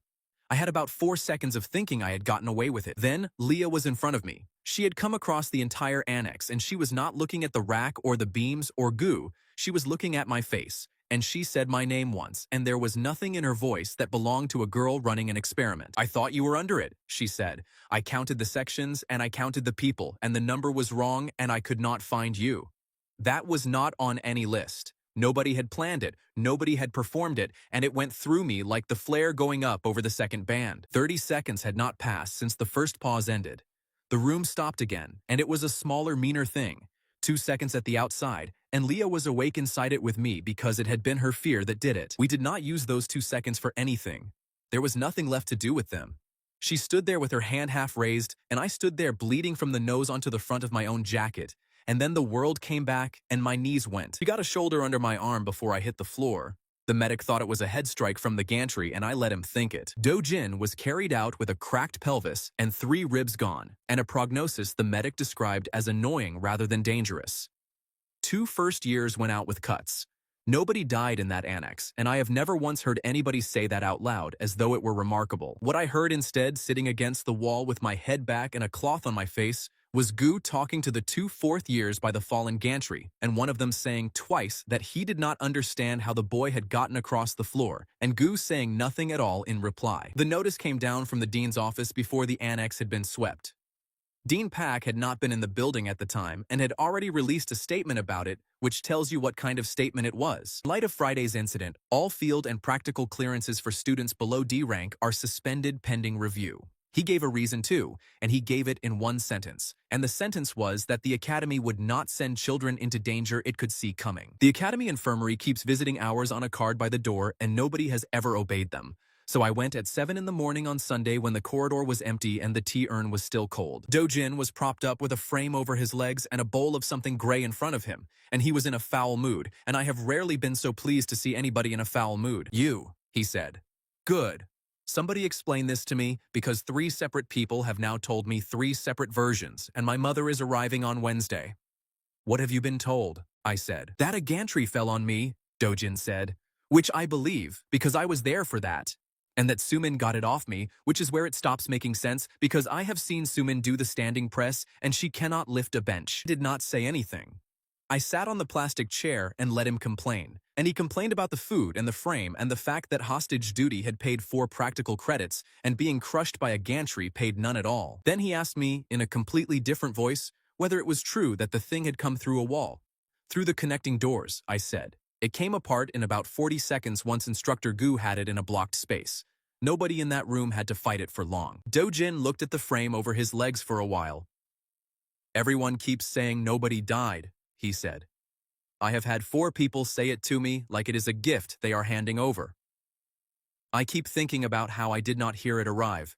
There was no noise, and then there was a floor on my chest." I stayed the better part of an hour. I refilled his water twice, and I went down to the machine on the 2nd floor because he wanted the salted crackers and not the sweet ones, and on the way back I stopped and read the ward board for something to do with my hands. That is where Mira was standing, in the doorway of the stair landing, and I have no idea how long she had been there. She did not come in. She looked at me, holding a packet of crackers for a boy who did not know he had anything to thank me for, and something happened behind her face that I did not have the equipment to read at the time. I said her name. She said mine. Then neither of us said anything else for long enough that a nurse came past between us with a trolley and had to ask us both to move. "I said what I said in the annex," Mira said finally. "You did," I said. "I was holding 2 children and I could not see the far door," she said. "I have gone over it about 100 times, and every version I try to build where I said something else is a version where I am a better person than I actually am, so I will not insult you with one." "Then do not," I said. "It is fine." "Do not do that," she said, and it came out sharper than either of us expected. "Do not stand there and hand me fine. I said the exact thing everybody in that hall said to you at the ceremony, and I said it louder, and I said it while you were watching somebody die under a beam. You are allowed to be angry about that." "I am not angry," I said. And it was true, and it was the least useful truth I had available. I stopped being angry about that sentence a while ago. People have been saying versions of it to me my whole life. You were just the first one who said it while it mattered. She took that.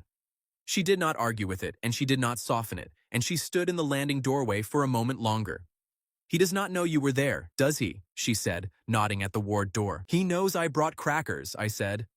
"That is not what I asked," Mira said, and then she went down the stairs quickly before I had to decide whether I was going to lie to her face on a Sunday morning. The other conversation that week was funnier and cost more, and it happened in the equipment store, and I only heard the second half of it because I was behind a rack of practice shields putting my harness back. Gu had said something about Leah at the incident debrief. He had said it in front of the 4th years and the instructors, and it had traveled the way those things travel. And what he had said was that in the first 4 seconds after the gantry fell, there had been exactly 1 student on that floor doing arithmetic instead of noise. Sumin had been on that floor too. She had been the one heaving at the wrong end of a steel section with her hands, achieving nothing, in full view. "Congratulations," Sumin said, from the other side of my shield rack. "For what?" Leah said. "For the debrief," Sumin said. "Everyone has been repeating it since Friday, the 1 student doing arithmetic. Gu does not hand those out, so, well done, obviously." There was a pause with a great deal in it. "I could not lift it either," Leah said. "I know you could not lift it," Sumin said. "That is not the point I am making, and you know that. You had the number of sections and the number of people inside 4 seconds, and I had my hands under a beam, because standing still felt worse than being useless." "Standing still is worse," Leah said. "Physically, it achieves the same amount, and it is much harder to live with afterward. I have never once managed it. And then Suman said the thing she had come to say, and it came out of her sideways and armored and a few degrees off target, which is the only way it was ever going to come out of her at all. You did not embarrass yourself, she said, on Friday. I fully expected you to, when it stopped being a maze with a clock on it and started being an actual room with a monster in it, and you did not, and I have been irritated about that since Friday afternoon, so, there. That is the strangest compliment I have ever been given, Leah said. It is not a compliment, Suman said. It is a correction to a previous assessment. Do not make it a thing. I heard her leave. I stayed behind the shield rack for a full minute afterward, like a coward, and when I came out, Leah was standing there with her equipment bag over her shoulder and my badge pinned to the flap of it, looking at the door Suman had gone through. She meant it, I said. She meant it and she hated saying it, Leah said. Those are the only ones worth anything. Write it down somewhere, Theo, because in about 2 months I am going to need to know exactly when she started. The physical bill for Friday came due over that weekend, and it was worse than anything the ability had cost me before. I slept 14 hours on Saturday and woke up feeling as though I had been dropped down a stairwell. The nosebleeds came back twice more, both times without warning, once in the corridor outside the lecture hall in front of about a dozen people. Leah had a handkerchief out of her bag before I had finished registering it, and she handed it over without a single word of comment, which is how I learned she had started carrying one. The doubled recovery is not in any manual, because the only person who has ever documented it is a girl with a notebook. What she had was 2 data points and a shape she did not like. A complete stop costs you a few minutes, she said. A second one inside half a minute is short, it costs you blood, and then the next full one is not a few minutes away. It is much further, and I do not know how much further because I refuse to test it on purpose. So, do not test it on purpose, I said. I was not proposing to, she said. I'm telling you the shape of the fence, because some afternoon this year you are going to be standing in front of something, and you think you have one more in you. You will not. Not inside the first hour. We were still standing in that corridor when the assembly bell went off, out of schedule, on a Sunday evening, which had happened twice in my 3 years at that school, and both times had been about somebody dying. It was not about somebody dying.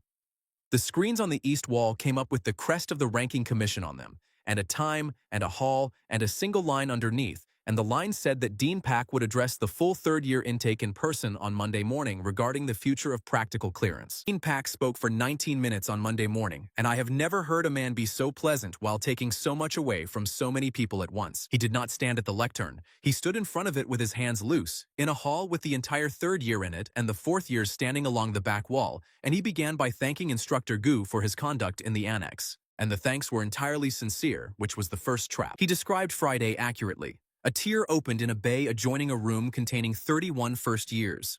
A student was crushed. 2 more were cut. An instructor put himself between a torn and a line of children and dealt with it alone because nobody else in that room was qualified to. Nobody in that hall could argue with a word of it. That was the point of saying it. Then he said that the academy had been operating for 20 years on a clearance framework written when breaches happened at the wall and not in the building, and that he intended to correct that. And he said it in the tone of a man volunteering to fix a leaking roof. All practical clearance for students rated below D, he said, is suspended.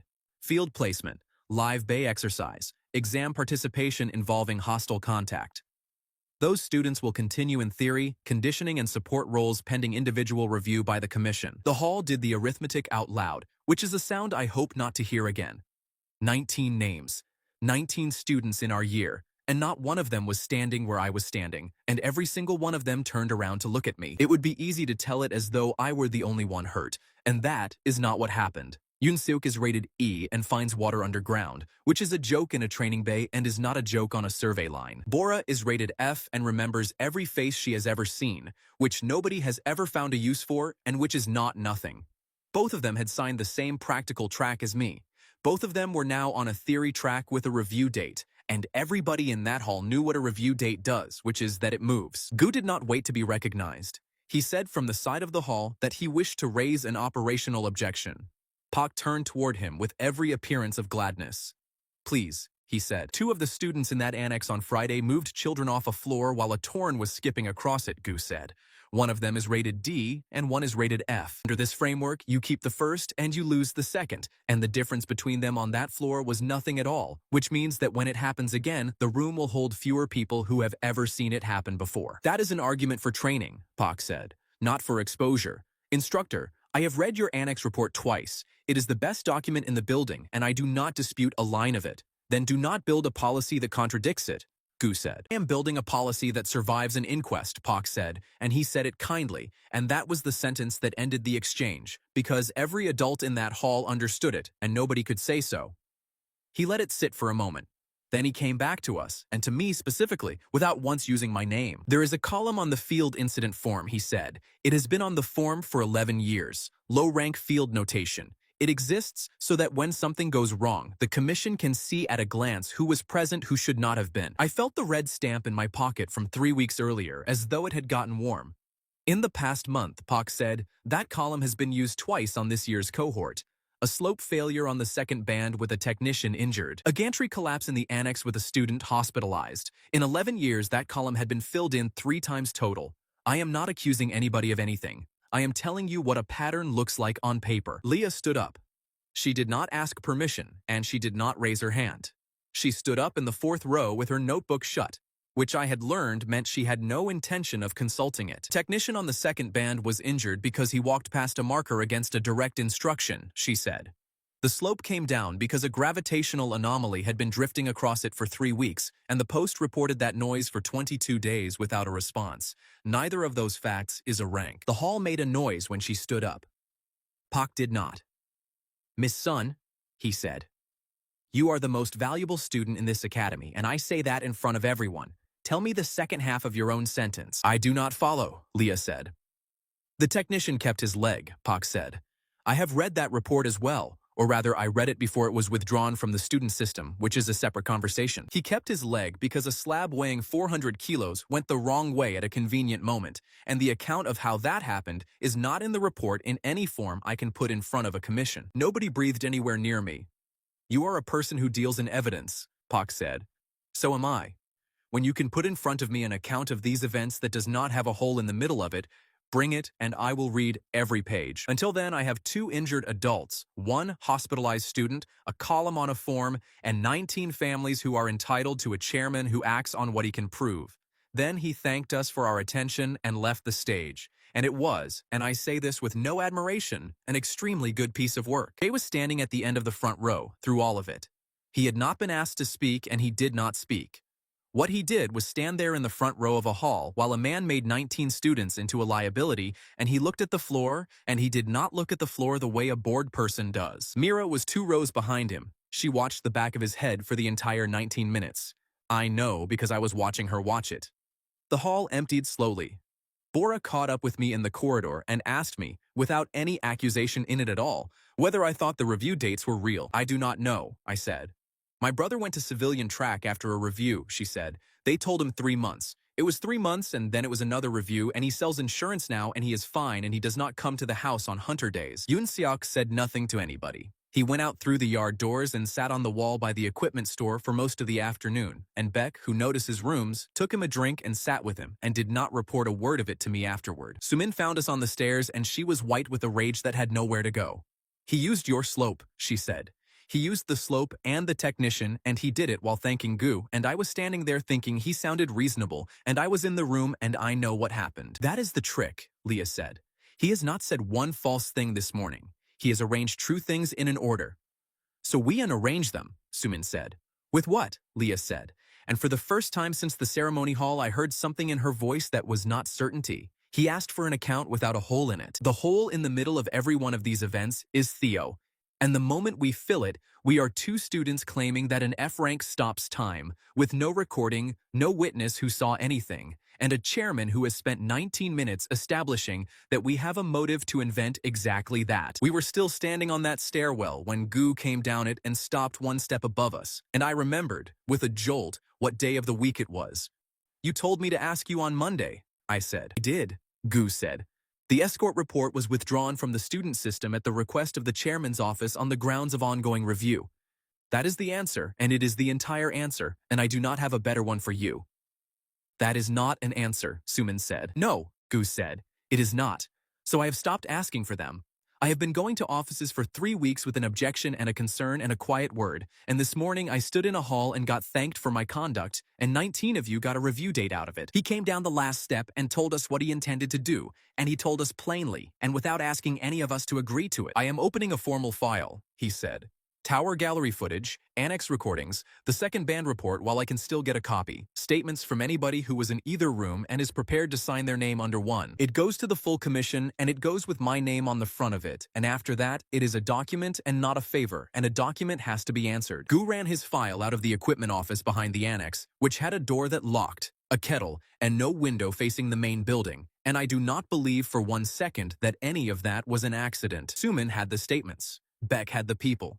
Leah had the recordings and a wall of index cards, and I had a chair in the corner and a growing certainty that I was going to have to say something out loud before the week was over. 31 statements, Suman said, on the second evening. 26 signed. 3 refused outright, and 2 want to see what the others said first, which is not a yes. Who refused? Gu said.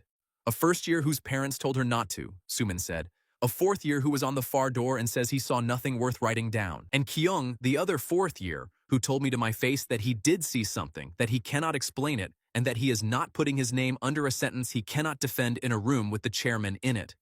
Put his refusal in the file, Gu said. Suman looked up.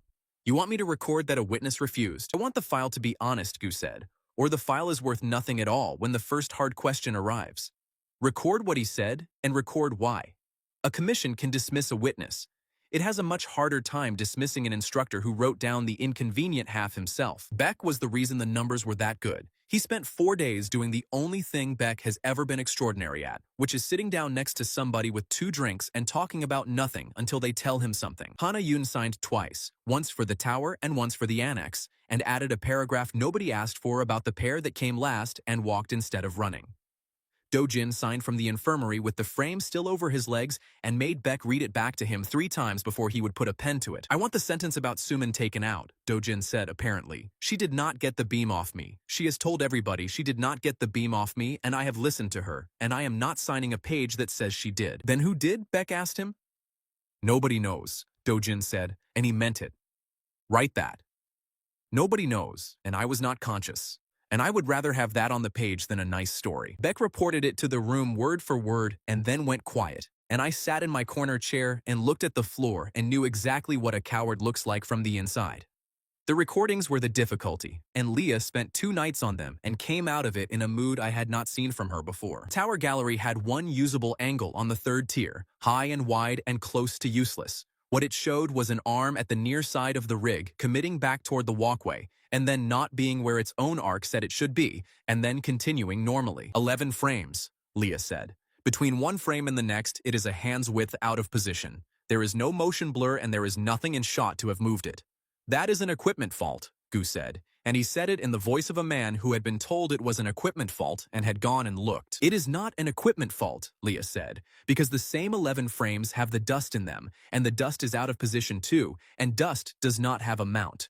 The annex recording was worse and better. Worse because the ceiling camera had been on the gantry and went down with it. Better because a first year's phone had been running the entire time from the wall line, sideways, badly, and on it you can watch a steel section move about a hand's width with nobody within 4 meters of it, and then a boy who was standing by the wall is suddenly at the wall in a slightly different place. And the clocks, Leah said, laying the last card down. Ceremony hall, 1st of the month. Every timepiece in that hall ran 10 seconds behind the building for the rest of that day. The annex has one wall clock. It lost about 12. Gu sat down on the edge of the desk and looked at the cards for a long moment. Then he asked me the question directly, for the 3rd time in 5 weeks, and this time he asked it properly. Han, he said, and he asked it properly this time. On the 3rd tier, did you touch that arm? Everybody in that room went completely still. Beck looked at the kettle. Suman looked at me. Leah did not tell me what to say, which I have never stopped being grateful for. Yes, I said. The office was quiet for about 4 seconds. All right, Gu said, and he did not shout, and he did not celebrate, and he did not ask me to prove it. He put his hands on his knees, and he told us why he had believed it since the 2nd week of term. And to do that, he had to tell us about the warehouse, which he did once, flatly, and has never told me again since. He was 17, he was rated E, and the card said load sense, and what it meant was that if he put his palm flat on a beam or a floor or a stair, he could feel how much weight it had left in it before it stopped being a beam. That is not a hunter's skill. Nobody has ever put load sense on a recruitment poster. He worked with an unlicensed crew clearing small breaches out of the warehouse district because a licensed team would not take him, and there were 6 of them, and he was the youngest by 4 years and the joke of the crew. I put my hand on the second floor at the top of the stairs, he said, because I always did, out of habit, the way you check a step, and it had nothing left in it, not a little bit of give, nothing at all. Told them, they laughed at him, because that was the arrangement they had, and they went in, and the floor went down into the loading bay with all 5 of them on it, and a torn came through the gap in the roof about 40 seconds later. I did not save anybody, Gu said. That needs to be clear. I was outside on a stair because I trusted a useless skill and they were inside because they did not. And there is no version of that story where I am the hero of it. There is only a version where the thing nobody counted was the thing that was true. Nobody in that office said anything for a while. The kettle clicked off and no one poured it. So, Gu said, these go in the file and these stay out of it, and I would like an argument if anybody has one. To the file went the frames, the dust, the phone recording, the clocks, the 26 statements, the recorded refusal, the second band report while he still had a copy, and a technical appendix on the anomaly over the ledge written by an escort officer with 19 years of service. Out of the file went every word of what I had just said in that room. You cannot be serious, Suman said. I am extremely serious, Gu said. Put it in and the file stops being a record of unexplained physical events and becomes a claim by a suspended F rank about his own ability, unsupported, made by a boy with a motive to make it. At the moment, his clearance is under review. Chairman would not even need to argue with it. He would only need to read it out. It is true, though, Beck said. It is true and unprovable at the same time, Gu said, and those are 2 different words. The file asks one question, and it asks it in about 800 pages of somebody else's handwriting. What moved the arm? Let them answer that question in a room full of adults. I do not have to win the argument. I have to make them hold it. Leah had not spoken through any of it. When she did, she asked the question that turned out to matter more than every card on that wall. What happens if he does not answer it, she said. If he cannot dispute the frames and cannot explain them either, what is left for him to do with a document like this? He requalifies it, Gu said. That is what I would do in his chair. He agrees the anomalies are there, and he tells the room they were put there. Then we are handing him a weapon, Leah said. We are handing him a document, Gu said. I have been in that building for 12 years, and there is one thing I know about the chairman that none of you do. He does not act until he has to. Everything he has ever done, he has done in the last week available to him, and he has been extremely good at making that look like patience. The file went in on a Thursday.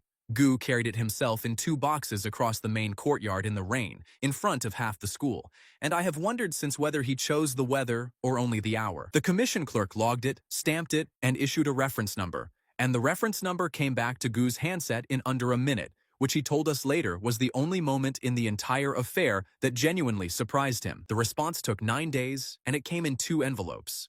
The first set a date for a full hearing, open to the 3rd year in the ceremony hall, which was not the room any of us had expected. The second was a witness schedule. There were 9 names on it. Gu, Leah, me, Sumin, Beck, the escort officer, Kyung, the 4th year, who had refused to sign, Technician On, attending by written statement, and at the bottom, under the heading of character and context, Jae Hyuk. Summons came on academy notepaper with a printed time on it, 9:40 on Tuesday. Chairman's office, procedural interview, attendance recorded. Leah read it twice and said the interesting word was procedural. He is allowed to interview witnesses in advance, she said.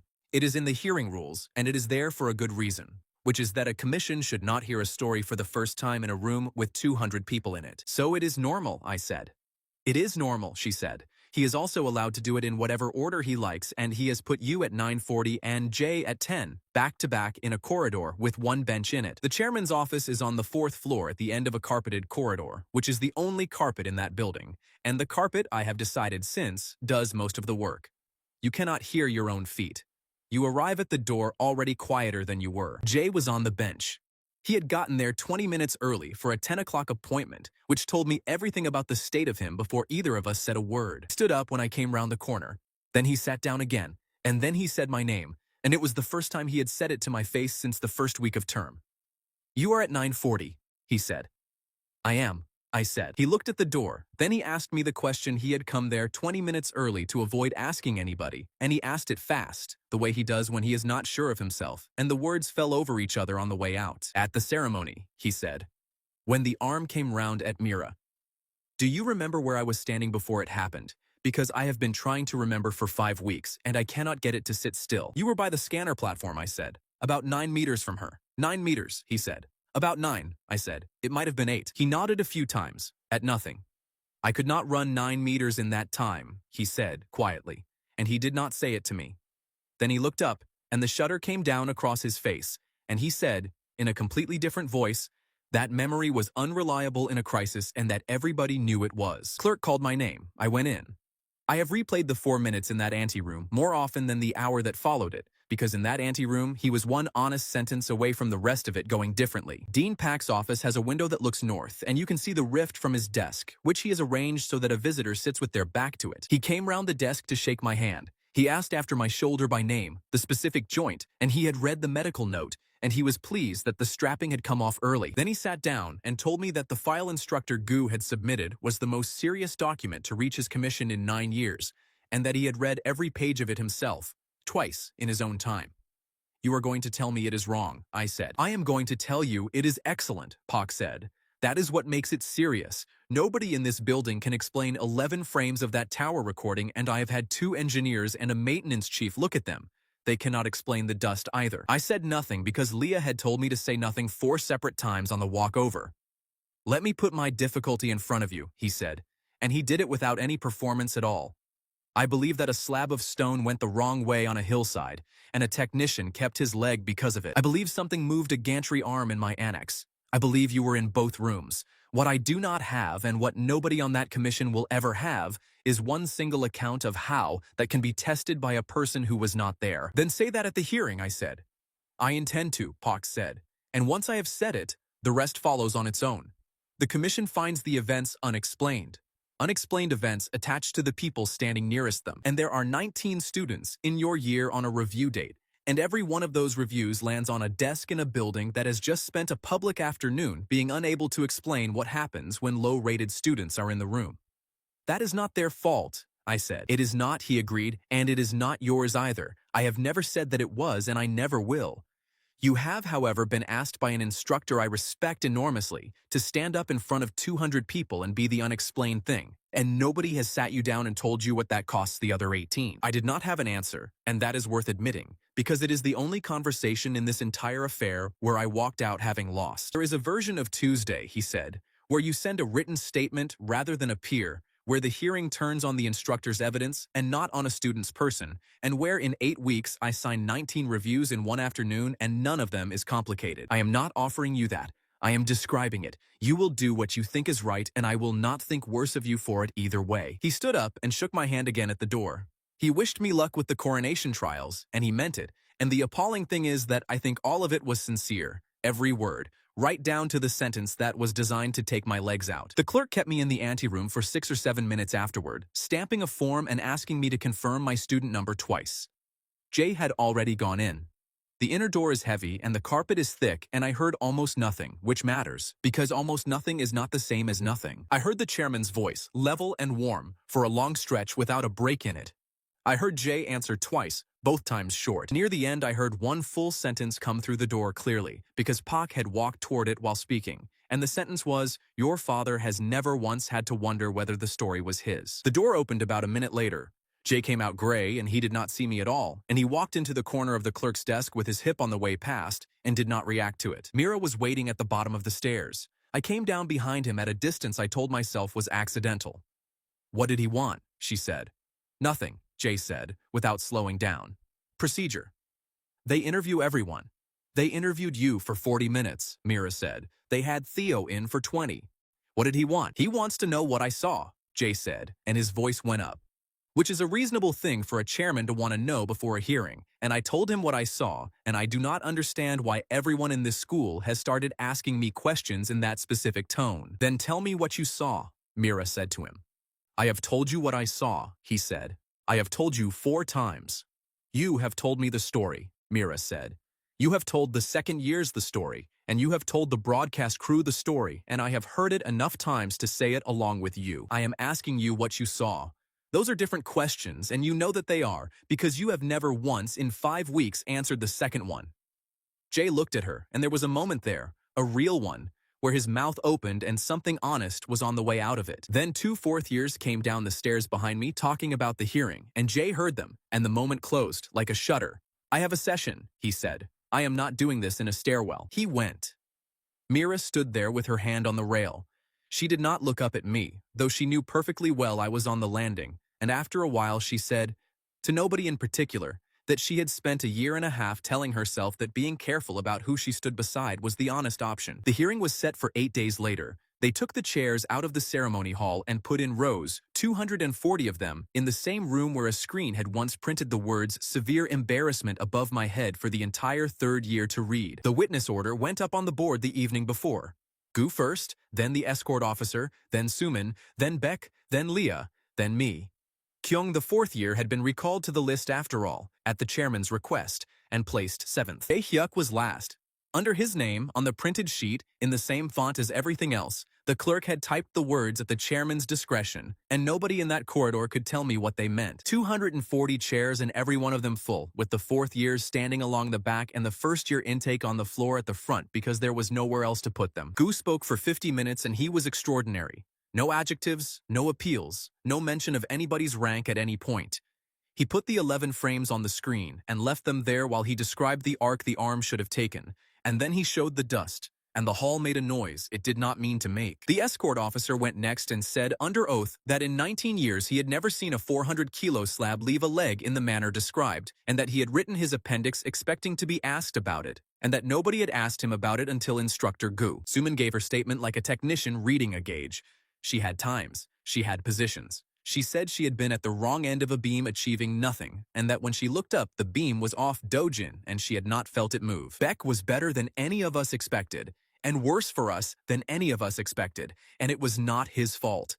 He told the truth in the order it happened. He said he had collected the first year's phone from her on the Friday evening, that he had held it for 2 days because she wanted it back, and he had promised to copy the recording first, and that he had given the copy to Leah on the Sunday. I watched the chairman write one line down.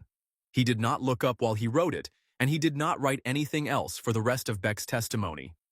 Leah was on the stand for 1 hour and 10 minutes, and she did not make one error. She walked the commission through frame counts, dust displacement, clock drift across 3 separate incidents, and she gave a number for how unlikely a mount fault was that made one of the commissioners take his glasses off. Then it was my turn, and it went the way it went. Act did not begin with me at all. He began by thanking Gu again, at length, and by stating for the record that the commission accepted every recorded fact in the file as recorded. Then he said that the question before the room was not what the recordings showed. It was where the recordings had been. The Tower Gallery deck was accessed after the exam using an instructor credential, he said. That is in the access log. It is Instructor Gu's credential, and it was used properly, and I am not suggesting otherwise. The annex recording came from a student device held by a student for 2 days before a copy was made. The copy was made by the student pair whose conduct is the subject of the file. Gu was on his feet. Pak asked him to sit, and he asked it courteously, and Gu sat. I am not accusing anybody of forgery, Pak said. I want that in the minutes twice. What I am telling this hall is that every anomaly in 800 pages appears exclusively in material that passed through the hands of 2 students. 2 students who have, in 5 weeks, gone from 12th entry slot to the front page of the notice board, a photograph on the main wall, and a badge sold outside the east stairwell for 2 credits. Somebody in the second year rows laughed, and it was the worst sound in the whole afternoon. He had the badge. He held it up. He did not say anything unkind about it. He put it down on the table in front of the commission and let it lie there. Then he called me. He asked my name, my rank, my activation condition, and he asked all 3 in a level voice, and the words "severe embarrassment" went across that hall for the second time in my life, in the same room. Did you touch the gantry arm in the annex? He said. Yes, I said. How? He said. I stopped time, I said, and the hall did what halls do. Pak waited it out. He let the noise run for a good while and he did not silence it, and I understood too late that the noise was doing work for him. 10 seconds at most, I said when I could. Nothing moves and there is no sound. I cannot attack anybody inside it. It runs on real embarrassment, and it does not come when it is called. I would like to be fair to you, Pak said. And the fairest thing available to me is to give you the opportunity that no witness in this hall has ever been given. Show us.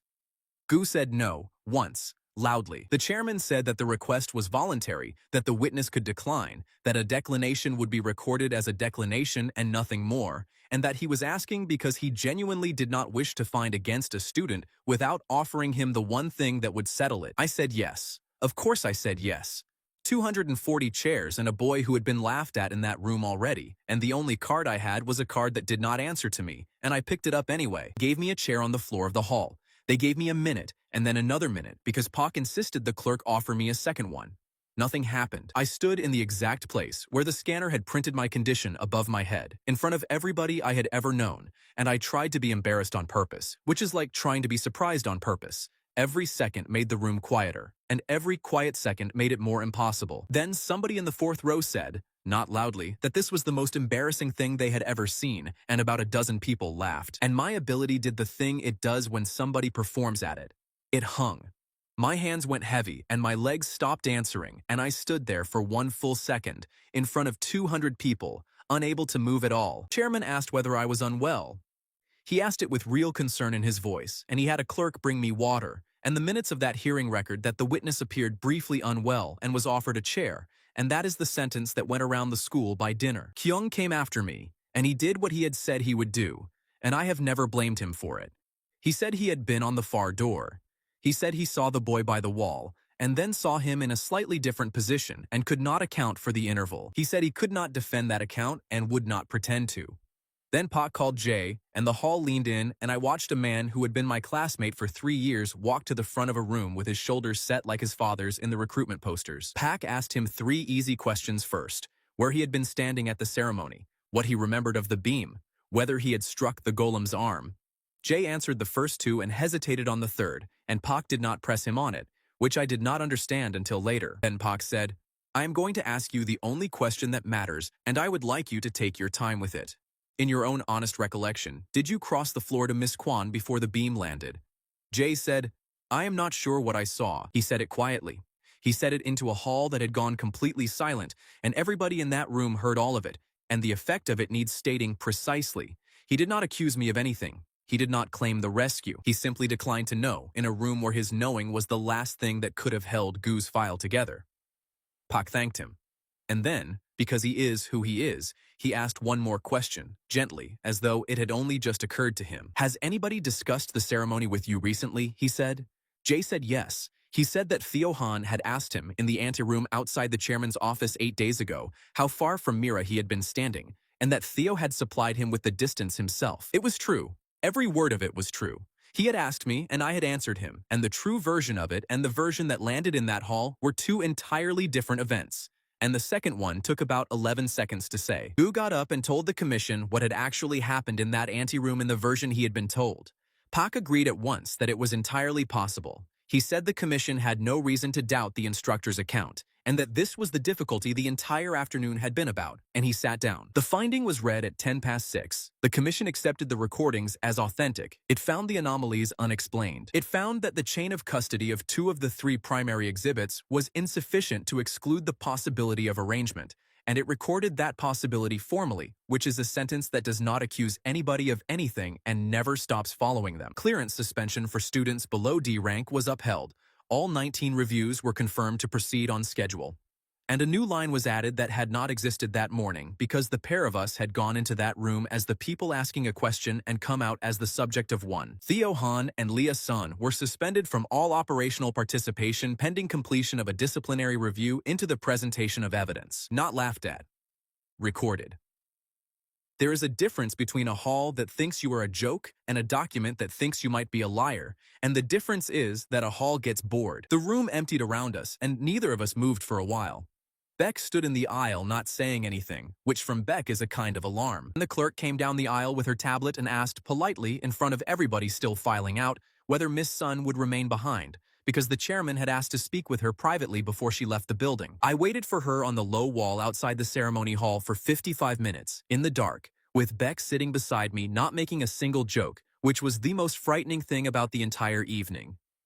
When Leah came out, she did not look upset. She looked like somebody carrying a full glass across a room. She sat down on the wall on my other side, put her bag between her feet, and said that she was going to tell us both exactly what was said, in order, because she wanted 2 witnesses to have heard it before she started forgetting the wording. He offered me a chair, she said.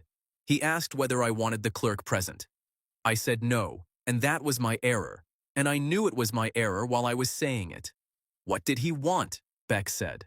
Leah repeated it the way she repeats things, which is nearly word for word, and she did the voices without doing the voices. He said, "Miss Sun, you are the best student this academy has produced in a decade, and I will not insult either of us by pretending this afternoon went well for you." I said, "It did not go well for Theo." He said, "It went badly for a boy who has been ranked F since he was 15, and it went catastrophically for a girl who has been first on every board in this building since she arrived. Those are not the same injury, and you are clever enough to know it." Then he told me the resolution, she said, and he did not phrase it as an offer. He phrased it as an observation about how these things usually resolve themselves. Which is, I said, that a partnership formed under an unusual set of circumstances is reviewed, Leah said. That the senior partner writes 2 paragraphs stating she acted on incomplete information in good faith, that she has revised her assessment, and that she does not wish the pair to continue. That the disciplinary review then finds no case to answer against her because the arrangement it was reviewing has ended and you would come out of it clean, Beck said. Entirely, Leah said. He was very precise about it. The finding against Theo stands either way.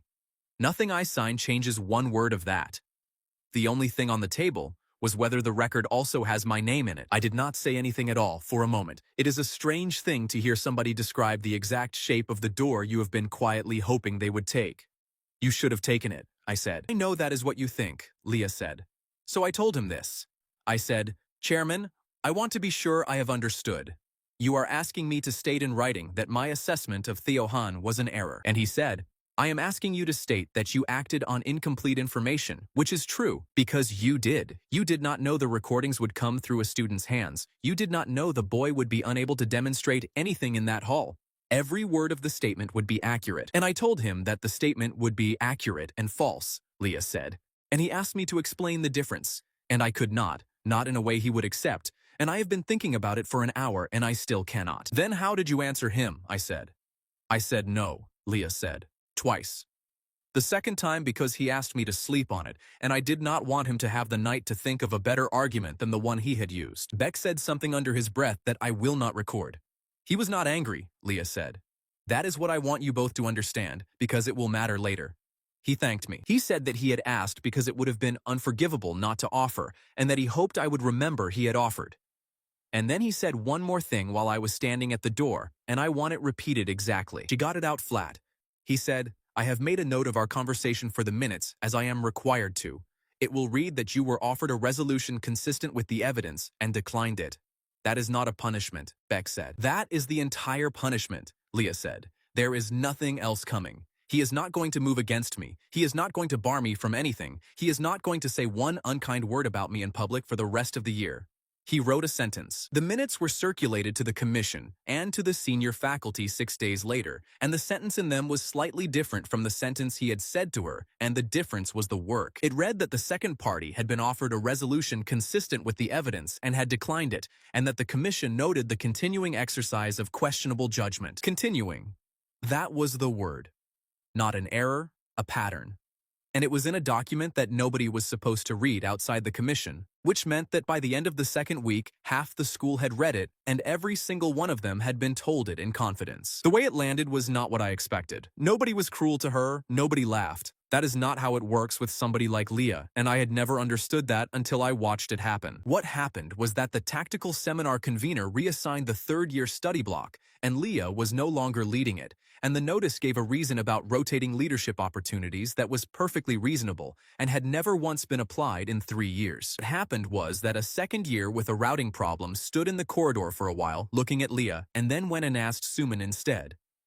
What happened was that 4 separate people started saying, kindly, that she had been under a great deal of pressure lately. She has been first on that board for 3 years, Suman said, in the study room, with her fists on the table. 3 years of everyone in this building coming to her with their homework and their route plans and their exam nerves and one sentence in a set of minutes. And they are all suddenly worried about her. They are not worried about her, Beck said. They are worried about being wrong.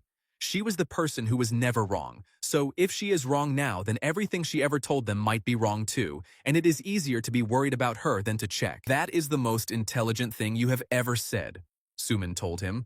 And he took it badly, which restored the room somewhat. Leah did not talk about it for 4 days. Then she talked about it once, on the roof of the equipment store where nobody goes because the door sticks. And she talked about it for about 90 seconds and never again. I have never had friends, she said. I want to be accurate, because it sounds like self-pity, and it is not. I have had a function. People do not come near me, but they come to me. And the thing they come for is that I am right. You are still right, I said. I am still right, and it no longer counts, she said. That is all he took. And what I did not expect, what I am still struggling with, is how much of me was made out of that. I have been sitting up at night working out who I am to any of these people if I am simply a very clever girl with a questionable judgment and I do not have an answer. You are the person who said no, I said. Nobody is going to write that down anywhere, Theo. I am going to remember it, I said, and it sounded thin even to me. Then I said the other thing, truer and more expensive. You are also the person who read 11 stupid sentences out loud in a study room, so that the first time somebody used them on me in public, it would land on ground you had already walked over. Nobody wrote that down either. She did not answer. We sat on the roof with the rift hanging over the north quarter, and after a while the door that sticks came open with the sound of somebody kicking it. Beck arrived with a tray. He had made tea in the equipment store kettle, and it was the worst tea produced in the history of the city of Kairos, gray, with something floating in it, and he had also made some kind of rice thing that had gone solid. He did not say anything funny. He did not say anything at all. He put the tray down between us, sat on the far side of it, poured 3 cups, and stayed there for an hour and a half while the light went off the hills. Leah drank the entire cup. That deserves recording too, because it was genuinely awful, and she drank all of it and set the cup down carefully afterward. Notice about coronation registration went up the following Monday. Pair entries open. Provisional list posted for the entire year to see.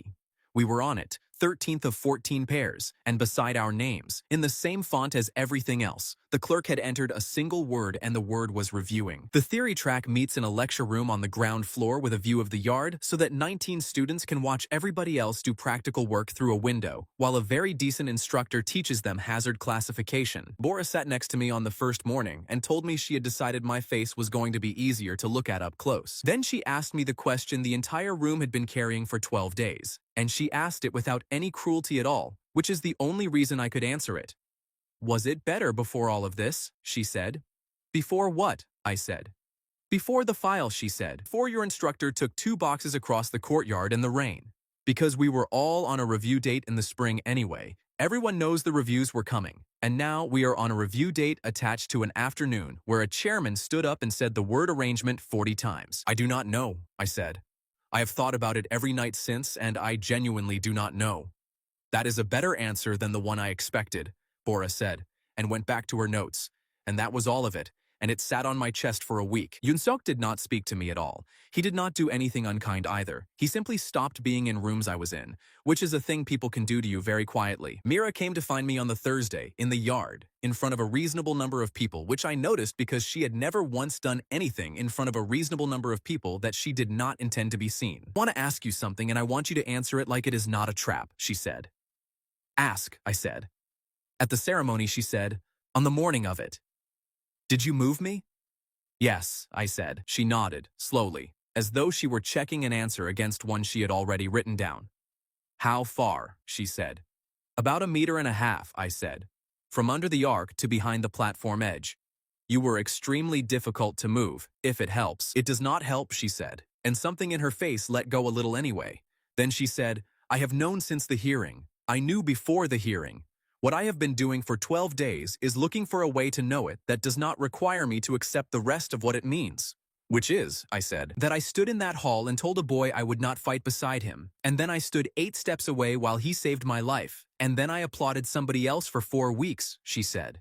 There is not a comfortable version of that sentence. I have been building them since the hearing and none of them stand up. I said something useless then about panic and about how everybody in that hall got it wrong. She did not take it. Do not be generous with me, she said. It is the one thing I cannot do anything with. Everybody in that hall got it wrong. I got it wrong out loud, twice, on purpose the first time. Then she told me she was going to go and ask Jay, and that she was telling me in advance because if she did not tell somebody in advance, she would find a reason not to do it. Follows is her account.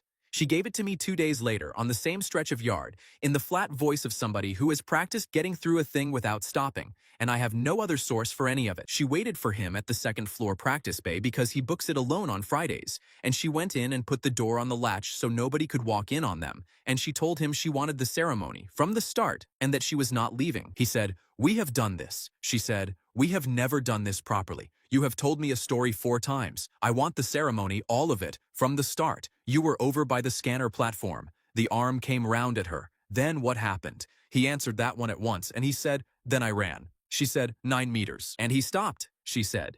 He stood there with a practice staff in his hand, and he stopped talking for about 4 seconds, and he looked at me, and I have sat in classrooms with him since we were 15, and I have never seen him look at me like that. Then he said, and this is exact, Mira. I have run 9 meters in front of a stopwatch every week since I was 12.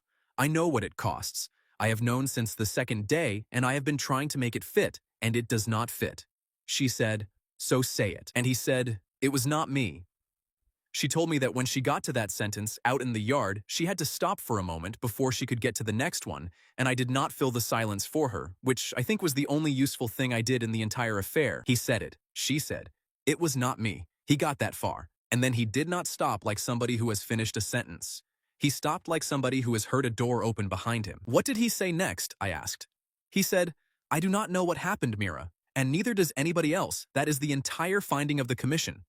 He said, unexplained means unexplained. He said, I did not claim anything. I have never once stood up and claimed anything. Other people said it, and I did not correct them, and that is not the same as lying.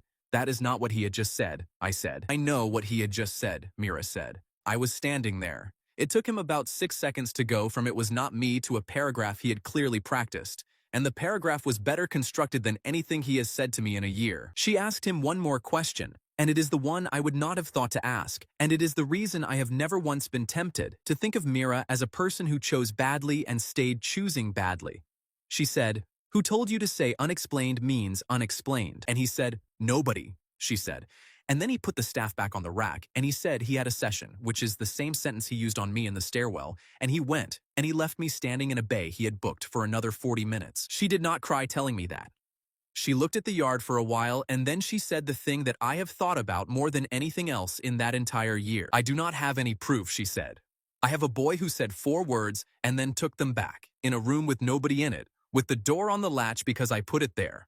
There is no version of that I can hand to anybody. I could stand up tomorrow in front of the entire year and say it, and it would be my word against his, and mine is not worth much at the moment either. Then do not hand it to anybody, I said. Keep it. I intend to, she said. I am telling you because you are the only person it was actually taken from, and because I would like exactly one person in this building to know that he got as far as it was not me in case he never gets that far again. I saw Jay that night. I was crossing the yard at about 11 and the lights were on in the second floor bay, which is against about 4 rules, and he was in there alone with a training golem set to the lowest tier. He was not training. He was hitting it.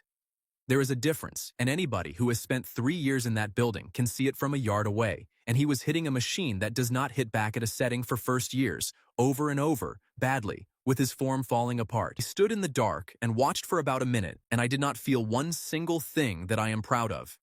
Then, I went to bed. The other thing that happened that week arrived as a memorandum, and nobody read it properly, including me. The border office had moved a monitoring team to the ridge above the academy's north field, and the memorandum described it as a routine relocation of survey assets. Gu read it in the corridor with his thumb over the reference number and said one sentence about it, and the sentence was that the border office has never once relocated anything routinely in 12 years. The tear opened over the north field at 2:20 on a Wednesday afternoon, in daylight, 400 meters from a building containing 1,200 people. I was in the theory room. I saw it through the window before I heard anything, because a tear does not announce itself. It simply is there, a vertical seam in clear air above the running track with the light going wrong along its edge. The 4th-year assessment group was on that field. 22 students with practice kit, 2 instructors, and the border office monitoring team in a canvas equipment tent at the ridge end with about 9 million credits of instruments inside it. The alarm went at 22 past. By then, the thing was already out. It came out low, and it came out big. The annex torn had been the height of a man. This one filled the space between 2 goal frames, dark cracked glass with a hillside moving inside every split, and it stood at the tape line, and then there was no crossing, and it was at the tent. The theory room emptied into the corridor, and the corridor was a wall of people going the wrong way. I got as far as the equipment store door with Beck behind me before Sumin came round the corner from the yard with her jacket half on. Ju Wan is on that field, she said. Leah arrived a moment later and she was already talking, and what she was saying was not a plan, it was a refusal to have one. "We are suspended from operational participation," she said. "Not the low-rank policy. That is not what holds me. The disciplinary review. There is a signed instruction with both our names on it, and it says we do not go onto a field where there is hostile contact. Then we are suspended," I said. "So what?" "So all of it," Leah said, and she said it fast and hard, standing in a doorway with an alarm going. "If we walk out there, we have handed him the sentence he has been waiting 12 days for. He does not have to argue about frames or dust ever again. He gets to say that we broke a formal instruction the first time it was inconvenient, and every person who signed a statement for GU becomes a person who signed for 2 students who do what they like." Beck said, "Leah, there are people on that field." "I am aware of the people on that field," she said. "I am telling you the price out loud before we pay it, because in about 4 minutes somebody is going to ask me whether I understood what I was doing, and I want to have understood it." "Do you have a plan?" I said.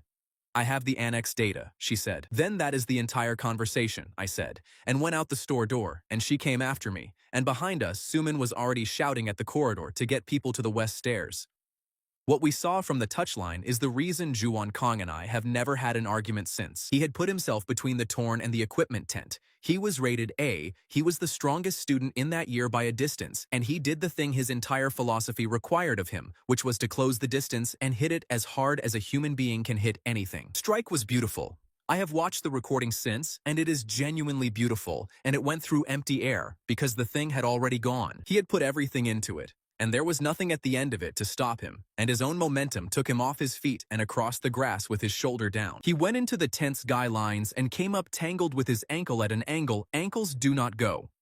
The Torn arrived 4 meters away with the sound coming in after it. Sir reached him first and got a hand under his arm and could not move him, because he weighs what he weighs and his foot was through a line, and she stood over him with a training blade and did the arithmetic that everybody eventually does with these creatures, which is that there is nowhere useful to point it. Leah stopped at the touchline and did not go further, and this needs understanding properly, because it is the only reason any of us are alive. She did not run in. She stood at the line and read the field for 11 seconds, out loud in a flat, continuous voice, and I stood beside her burning to move and did not move, because I had learned in a tower that her 11 seconds are worth more than my 60. In the annex, it skipped 4 to 6 meters, she said, and never further.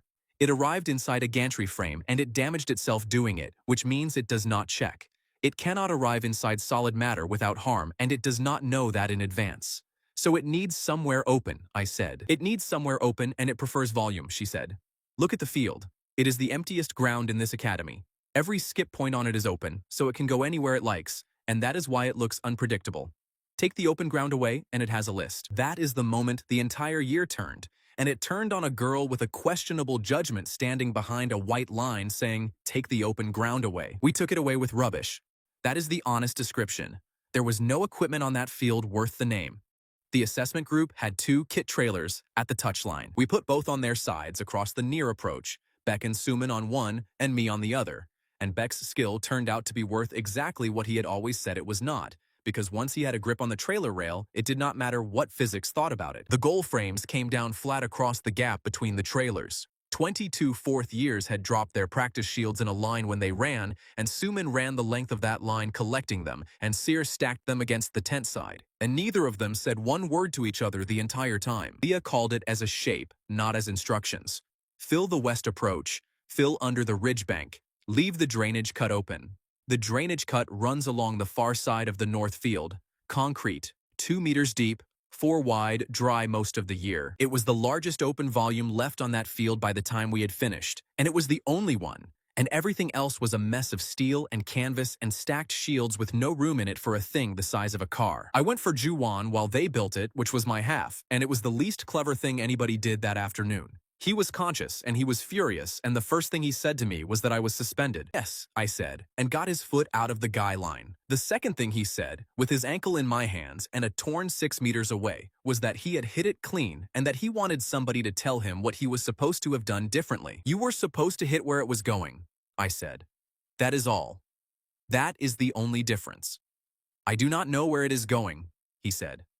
"She does," I said. "It skipped twice while I was dragging him, and both times it arrived somewhere we had not filled yet, and the second time it came down within 3 meters of the tent, and one of the monitoring team screamed inside the canvas, And I have never moved so fast with so much weight on my shoulder in my life. Then we were behind the trailer line, and there was nowhere left on that whole field for it to be except a concrete trench. It went into the drainage cut on its fourth skip, the way she said it would, and the moment it arrived, it was in a 4-meter channel with 2 meters of concrete on both sides, and at last, it had to move like an animal. Sir did not wait for anybody. She had been standing on the bank for 9 seconds with her weight already forward, and when Leah said now, she went off the edge and put a training blade through the crack under its arm from above, where it was going and not where it had been. It came apart the way they do, the cracks filling with grass and light and then with nothing.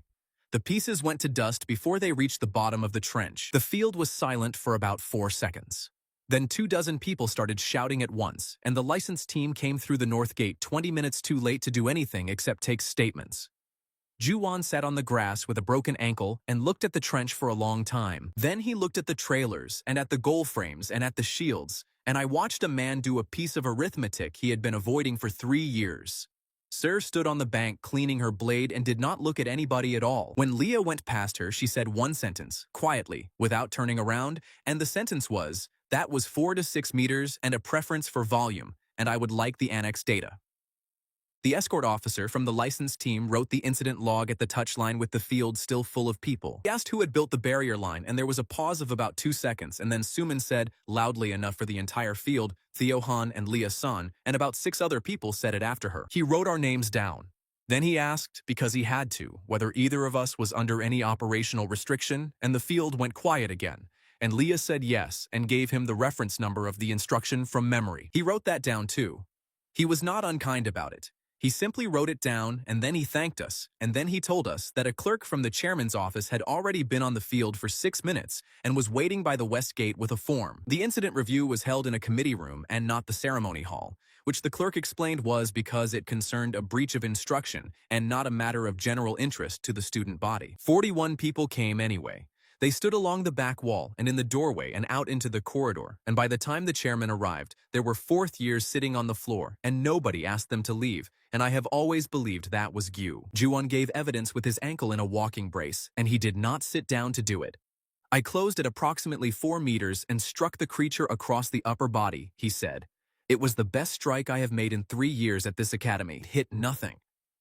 My own force put me on the ground inside the tent lines, and I could not free my foot, and I was, at that point, entirely finished. The chairman asked him whether he had been in danger. I was going to die on that field, Juwon said. Put that wording in the minutes and not a softer one. There were 2 students on the touchline who were under a formal instruction not to be there, and they came anyway. And I am alive because of the second half of that sentence and not the first. Then he said the rest of it, and he said it to the room rather than to the commission, and his voice did not do anything dramatic at all. I have argued since I was 15 that preparation is what people do when they are not strong enough, he said. I argued it in a corridor to Miss Sun's face in the 2nd week of this term. On Wednesday, I hit a torn as hard as any student in this building can hit anything, and it was worth nothing at all. And then 4 people built a wall out of kit trailers and goal frames, and it was worth everything. I would like that on a record somewhere, because I have been wrong loudly for 3 years, and I will not be quiet about it now. Sir gave evidence in about 90 seconds. Skip distance 4 to 6 meters, preference for open volume, misarrival causes self-damage, drainage cut as the only remaining volume on the field. She read it like a specification, and she attributed every line of it to Leah by name, twice. Suman gave the barrier build, that gave the trailer. The monitoring team leader from the border office gave a statement about 9 million credits of instruments and 3 people in a canvas tent, and he was not calm about any of it. Then the chairman called me and asked me one question, and the question was not about the field at all.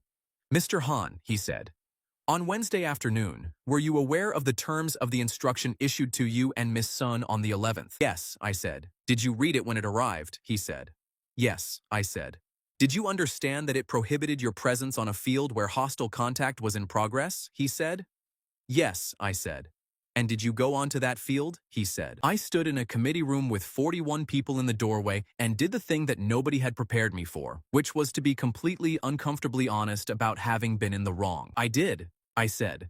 I read the instruction 12 days ago, and I broke it on purpose 400 meters from the room where I read it. Nobody ordered me onto that field, and nobody misled me about what I was doing. I would like the record to say that I knew, because everything else about the last 2 months has been people arguing about what I knew, and I refuse to be vague about the one occasion when I actually did. It is a strange thing to hear yourself admit fault out loud in front of the entire 4th year with your ears going hot. The room stopped for about a second, not a full one. There was no dust hanging and no frozen mouths, or rather there were, and it was over so fast that I have never been entirely sure what I experienced. What I know is that the clerk's pen was on the floor when I started that sentence and was on the table when I finished it, and that I do not remember choosing to pick it up. The water in my glass was still moving. Nobody in that room noticed except Leah, who was looking at the glass and not at me, and who did not write anything down, which for her is the loudest thing she can do. The chairman thanked me for my candor, and he meant it, and then he spent 19 minutes turning it into the finding. He did not deny one fact. That is the thing to understand about Dean Pak, because it would be easier to describe him as a man who lies. He accepted the strike, the tangle, the barrier line, the drainage cut, Sayre's blade, and every one of the 41 people in the doorway. Then he said that the academy's difficulty was not what had happened on the North Field. It was that 2 students, under a formal instruction, had assessed the situation and decided the instruction did not apply to them, and that if this commission recorded that as heroism, it would be issuing a general permission to every student in the building to make that assessment for themselves. Somebody near the door said, "They were right, though." "They were right on Wednesday," Pak said, and he said it to the entire room without heat. On Wednesday, on that field, with those 2 people, the assessment was correct. In 4 years in this office, I have signed 6 letters to families whose children made the same assessment and were wrong, and none of those letters mentions that the child was under an instruction, because by then it does not matter what the child was under. That is the strongest thing anybody said in that room all day, and it was said by the man I was fighting. The findings came in 3 parts, and I have the paper still. The disciplinary review into the presentation of evidence was closed, with no case to answer. The recorded possibility of arrangement from the first hearing was not withdrawn, because a recorded possibility never is, and it remains on both our files as a sentence somebody may read out at any point for the rest of our careers. The operational suspension on the pair of us was lifted, effective immediately in recognition of what we had done on the North Field, and a formal reprimand for breach of instruction was entered on both our records, permanently, and read aloud, and the wording of it is that the students concerned acted in deliberate disregard of a lawful restriction. Not heroism. Disregard. Both true, both about the same 20 minutes, and the school got to keep whichever one it preferred, and I have watched people choose since, and it is about even. 19 reviews were not affected. He said that plainly at the end, without being asked, and Bora was standing in the doorway when he said it. Juwon caught me in the corridor afterward while the room was emptying, and he did it in a doorway with people going past, and he was not comfortable and he did not pretend to be. "Han," he said.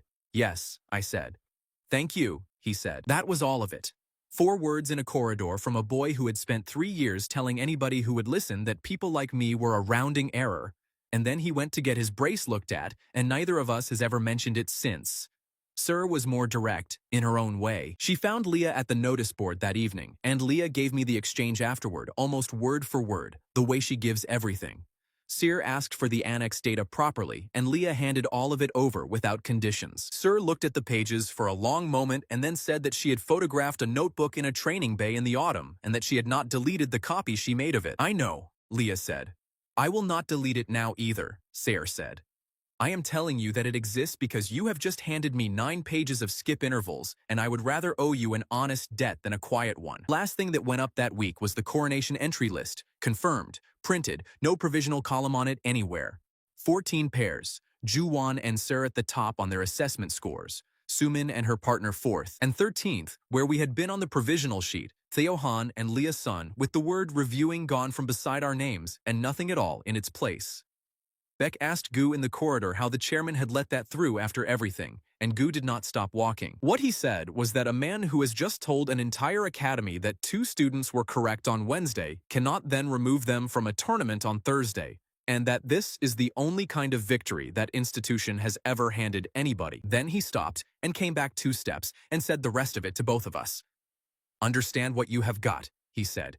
"You have 4 weeks, a tournament in front of the whole city, and a chairman who now has to beat you in public with an audience instead of quietly with a form. He is better at that than the whole lot of you, and he has never once in all those years had to do it in front of a camera. Coronation is held at Wall Arena on the northern edge of the city, which everybody in Kairos knows as the place where the tram line stops, and which I had never once thought about as a location until the site briefing. An engineer from the border office ran it, not an instructor, and she started with a map that had the rift on it and the arena on it and about 800 meters of ground between them. 14 pairs, single bracket, one arena, 4 days, she said. City broadcast on all four. 220,000 people watched the final bout last year, and the number goes up every spring. Then she spent a quarter of an hour on the ground, and the room started to fidget, and I have thought since that every person in that room fidgeted through the only useful minutes of the briefing. The arena sits on the second band, she said.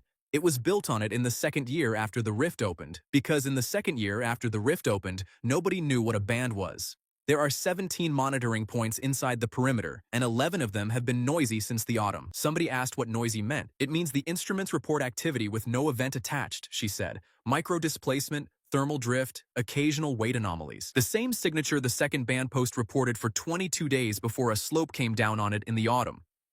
Gu was standing at the side of that room with his arms folded, and he kept his eyes off everybody while she said it. Board has assessed the site as within tolerance, she said, and she said it in the specific voice of a person reading somebody else's sentence out loud. The bracket proceeds.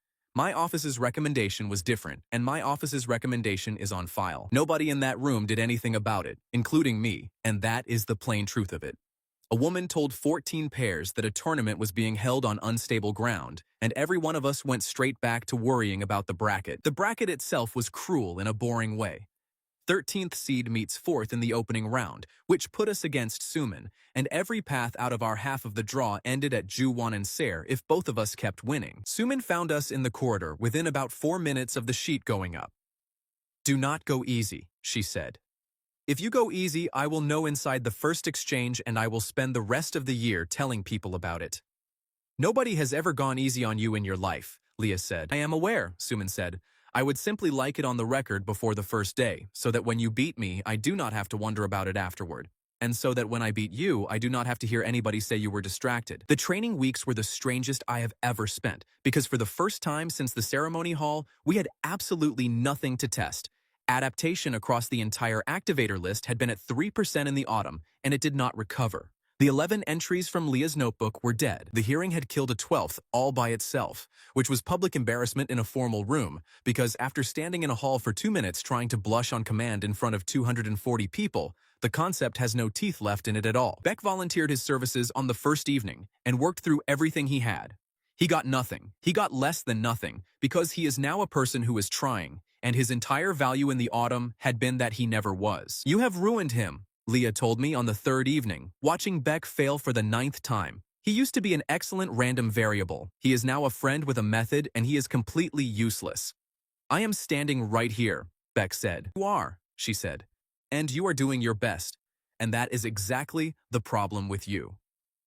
Then she closed the notebook and said the thing that changed the last month of my life, and she said it while looking at a wall. I am not going to run another test on you, she said. I said something clever about it, and I do not remember what it was.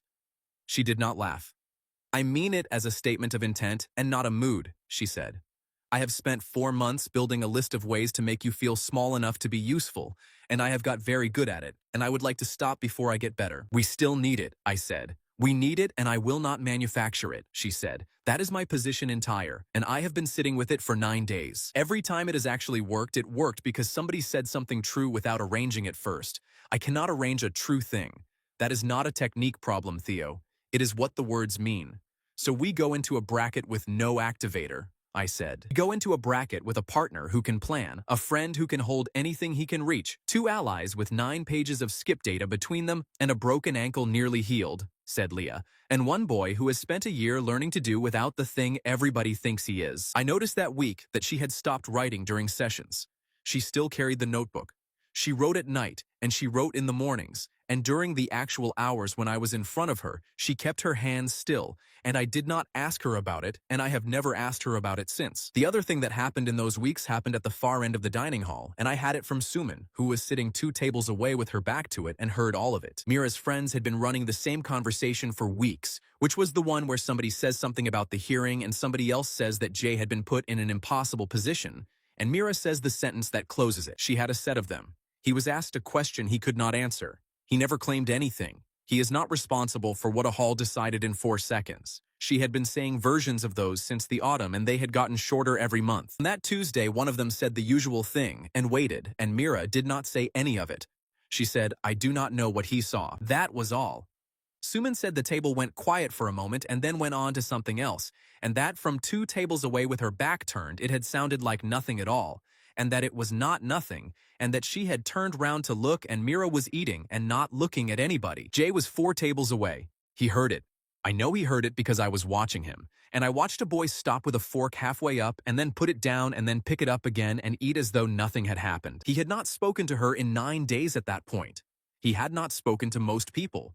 Since the North Field he had come to sessions, done the work well, and gone, and the crowd around him had thinned by itself without anybody deciding to thin it, the way crowds do when there is nothing new to hear. I saw him one more time before the bracket on the covered walk between the halls, and he was standing with his hand flat against a recruitment poster with his own face on it, and he was not admiring it.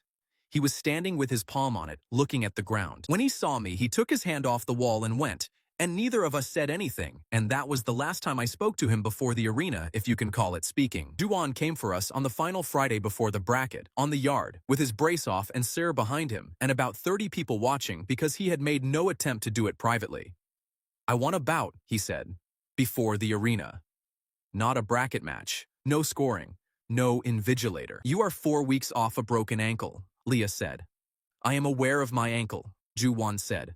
"On the North Field, I was on the ground and you built a wall around me, and I have thanked him for it in a corridor, and I meant it. And I have spent 4 weeks discovering that being grateful and being convinced are 2 different states, and I am the first and not the second." "You think it was luck?" I said. "I think it was Wednesday," he said.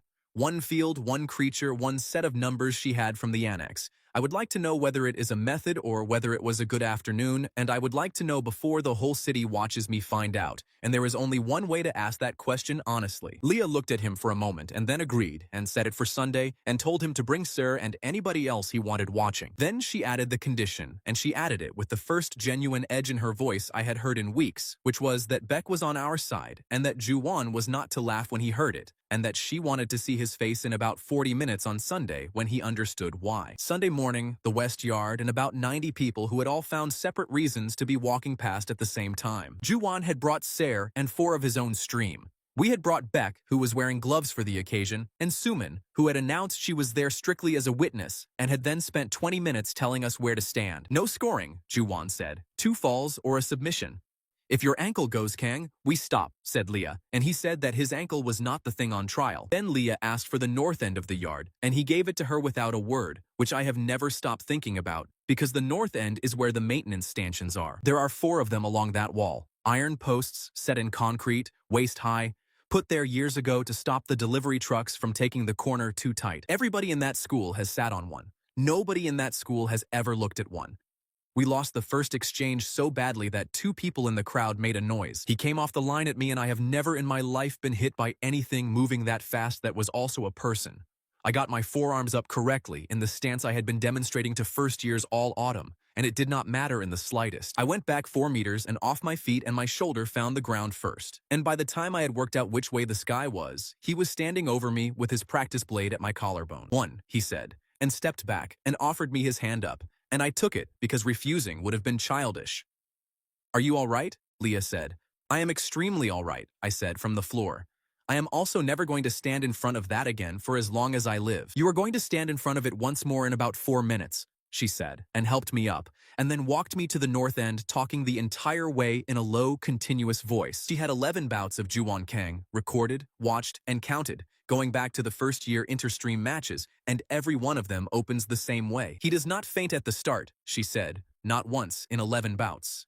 He closes on the shortest available line, straight, committed, at full weight, because for 3 years that has ended fights inside 2 exchanges, and there has never been one single reason for him to learn anything else. So, he cannot help it, I said. He can help it, she said.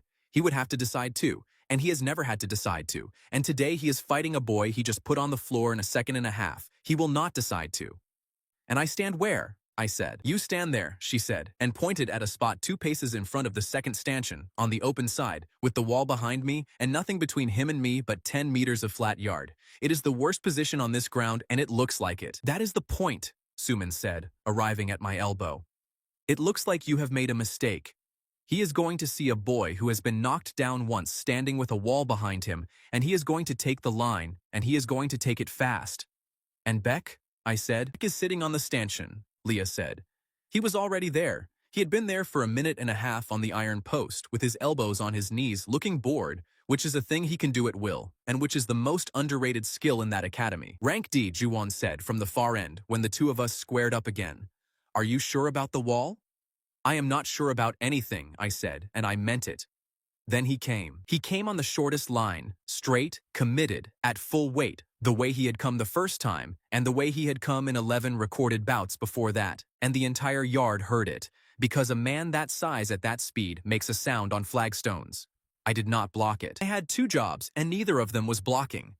The first was to be standing exactly where I had been told, and the second was to move to my left at the last possible moment and take the blade on my forearm guard at an angle that turned it, and I got both of them right by a margin I do not like to think about. His arm came through the space where my chest had been, past the guard, out, and extended, at the end of a lunge with all of his weight behind it, and Beck, who had been sitting on an iron post looking bored, closed his hand around Juwon's wrist. That is the entire trick. There is nothing else to it. Beck's skill is that what he holds, he does not let go of, no matter what force is applied to it, until he decides to. And he had one hand on Juwon's wrist and his other arm hooked through a stanchion set in concrete. Juwon Kang, at full speed, with everything he had, hit the end of himself. The noise the crowd made was not a cheer. It was closer to a wince, because you could see all of it arrive at once. The arm stopping, the body continuing, the shoulder taking it, and the momentum that had put me on the floor twice going straight back up his own arm into his own joint. He went down hard on his back, and Beck let go at the right moment, which was what I had been most worried about, because Beck letting go at the wrong moment would have taken the arm off. I put my blade on his collar. 2, I said. Yard did not make a sound for about 3 seconds. Then somebody at the back started laughing, and Suman turned around and told them with real venom that there was nothing funny about it. Juwon lay on the flagstones and looked at the sky for a while. Then he sat up, held his shoulder, and asked one question, and the question was, how many bouts? 11, Leah said. And I opened the same way in all 11, he said. You opened the same way in all 11, she said. The recordings are in the library, and anybody in this yard could have counted them. I want to be clear about that, because you are going to spend tonight thinking I did something clever. I watched 11 bouts and made a note. He got up. He looked at Beck for a long moment, and Beck, to his eternal credit, did not say a single word. Rank D, Juwon said. Rank D, Beck agreed. You did not beat me, Juwon said. And it was not an argument. He was working it out loud. He had me by the wrist, that is all. You would not have beaten me in an exchange, and neither would he. Nobody in this yard is claiming to have beaten you in an exchange, Leah said. That is what we have been saying since the autumn, and you have been calling it cowardice for 3 years. Sir said one sentence from the side, and it was the most useful sentence anybody said all morning. He was 2 moves from it, she said. I had it at the stanchion when Beck sat down, and I said nothing, because I wanted to see it. You knew? Juwon said. I suspected at the stanchion, Sir said. I was certain when he looked bored. Nobody in this school is bored during your bouts. Then she looked at Leah, and Leah looked back, and neither of them said anything else about it. And I have always believed that whatever those 2 are to each other now started somewhere in that 10-second exchange. Juwon did not make a speech. He walked over, shook my hand, shook Beck's hand, and said that he would see us in the bracket, and that if he met us there, he would be opening differently. Then he stopped at the gate and said the other thing, over his shoulder, in front of 90 people. If anybody in that arena comes at him with a list of things to say, he said, they will not be doing it with our help. Sir has a copy of that notebook, and she is keeping it, so that nobody else has to be trusted with it. That is not a favor, it is bookkeeping. The crowd broke up. Beck sat back down on the stanchion and put his head in his hands and said, quietly, that he had been holding it for 4 seconds, and it had felt like a month, and that he would like somebody to bring him a drink. Tyke from the school paper was still standing at the gate with a recorder in his hand, and he had been there the entire time, and I had not noticed him arrive. He had run the hero of the morning incident piece in the autumn, twice, with a photograph, and he had run a follow-up after the hearing with the word arrangement in the headline. He wrote well. That was always the difficulty with him. He asked Sir on the way out whether it was true that there existed a list of phrases that could disable an F-rank student in the middle of a bout. Sir told him no. She lied to a journalist with a recorder running, flatly, without a flicker, and walked away, and I only understood afterward what it cost her to do it. Because Sir does not lie, and everybody who has ever met her knows that about her. The bracket opened the following morning at Wall Arena, and the tram was full of people going north, and the trackside boards had our names on them, and 11 of the 17 monitoring points inside the perimeter were still reporting noise with no event attached. Wall Arena holds 11,000 people, and on the first morning of the coronation, it held 11,000 people, and the city broadcast had 4 camera positions on the floor and 2 on the rigging above it. You do not hear a crowd that size as a noise. You feel it in the soles of your feet through the floor of the tunnel, and when the doors open it arrives as pressure, and every single person who has ever walked out of that tunnel has said the same thing about it, which is that the light is wrong. Beck was in the 4th row behind the north barrier with Gu on one side and Do-jin on the other, and Do-jin had come out of the infirmary on 2 sticks for the specific purpose of being there, and had brought a sign, which I will not describe. Bora and Yoon Seok and 10 more of the 19 were in the block above them. They had bought their own tickets, nobody had organized it, and nobody made anything of it, and I saw the block on the way out and got about 4 steps of it before I had to look at the floor. Sumin was waiting at the center mark, and she did not smile at me, and I loved her for it. The bout ran 12 minutes, and it was the hardest fight I had at that tournament, including the ones people remember. She is better than the board has ever said she is. She reads a floor almost as fast as Leah does, and she had planned for the stanchion trick even though there was no stanchion, and the first thing she did was to take Beck out of the geometry by fighting exclusively in the open center, where nothing is bolted down. We won it on the 8th exchange with a thing Leah had built specifically for her, which was to give her a corner she wanted so badly that she stopped checking whether she had chosen it. Afterward, Sumin stood with her hands on her knees for a while, and then straightened up and said, in front of a live camera, that she had been outplanned and not outfought, and that anybody who wanted to argue about it could come and find her. And she said quieter, that the corner was excellent and that she was going to be furious about it for approximately a year, and she shook Leah's hand. The interview pen is a fenced area at the tunnel mouth where the broadcast talks to whoever has just won, and it has a step in it, and they put you on the step so the camera can get your face and the arena floor behind you at the same time. Tyke was in the pen with a student stringer credential on a lanyard and a recorder in his hand, and he was standing at the front, and the broadcast presenter let him have the first question, because a student paper asking the first question is a nice piece of business on the opening morning. He did not ask a question. He said, before that, I want to read something out, and he unfolded a page, and I knew what it was from 4 meters away because I had watched Leah tear it out of her own notebook in a study room in the autumn. Entry 1, he read, physical contact, hand, no warning.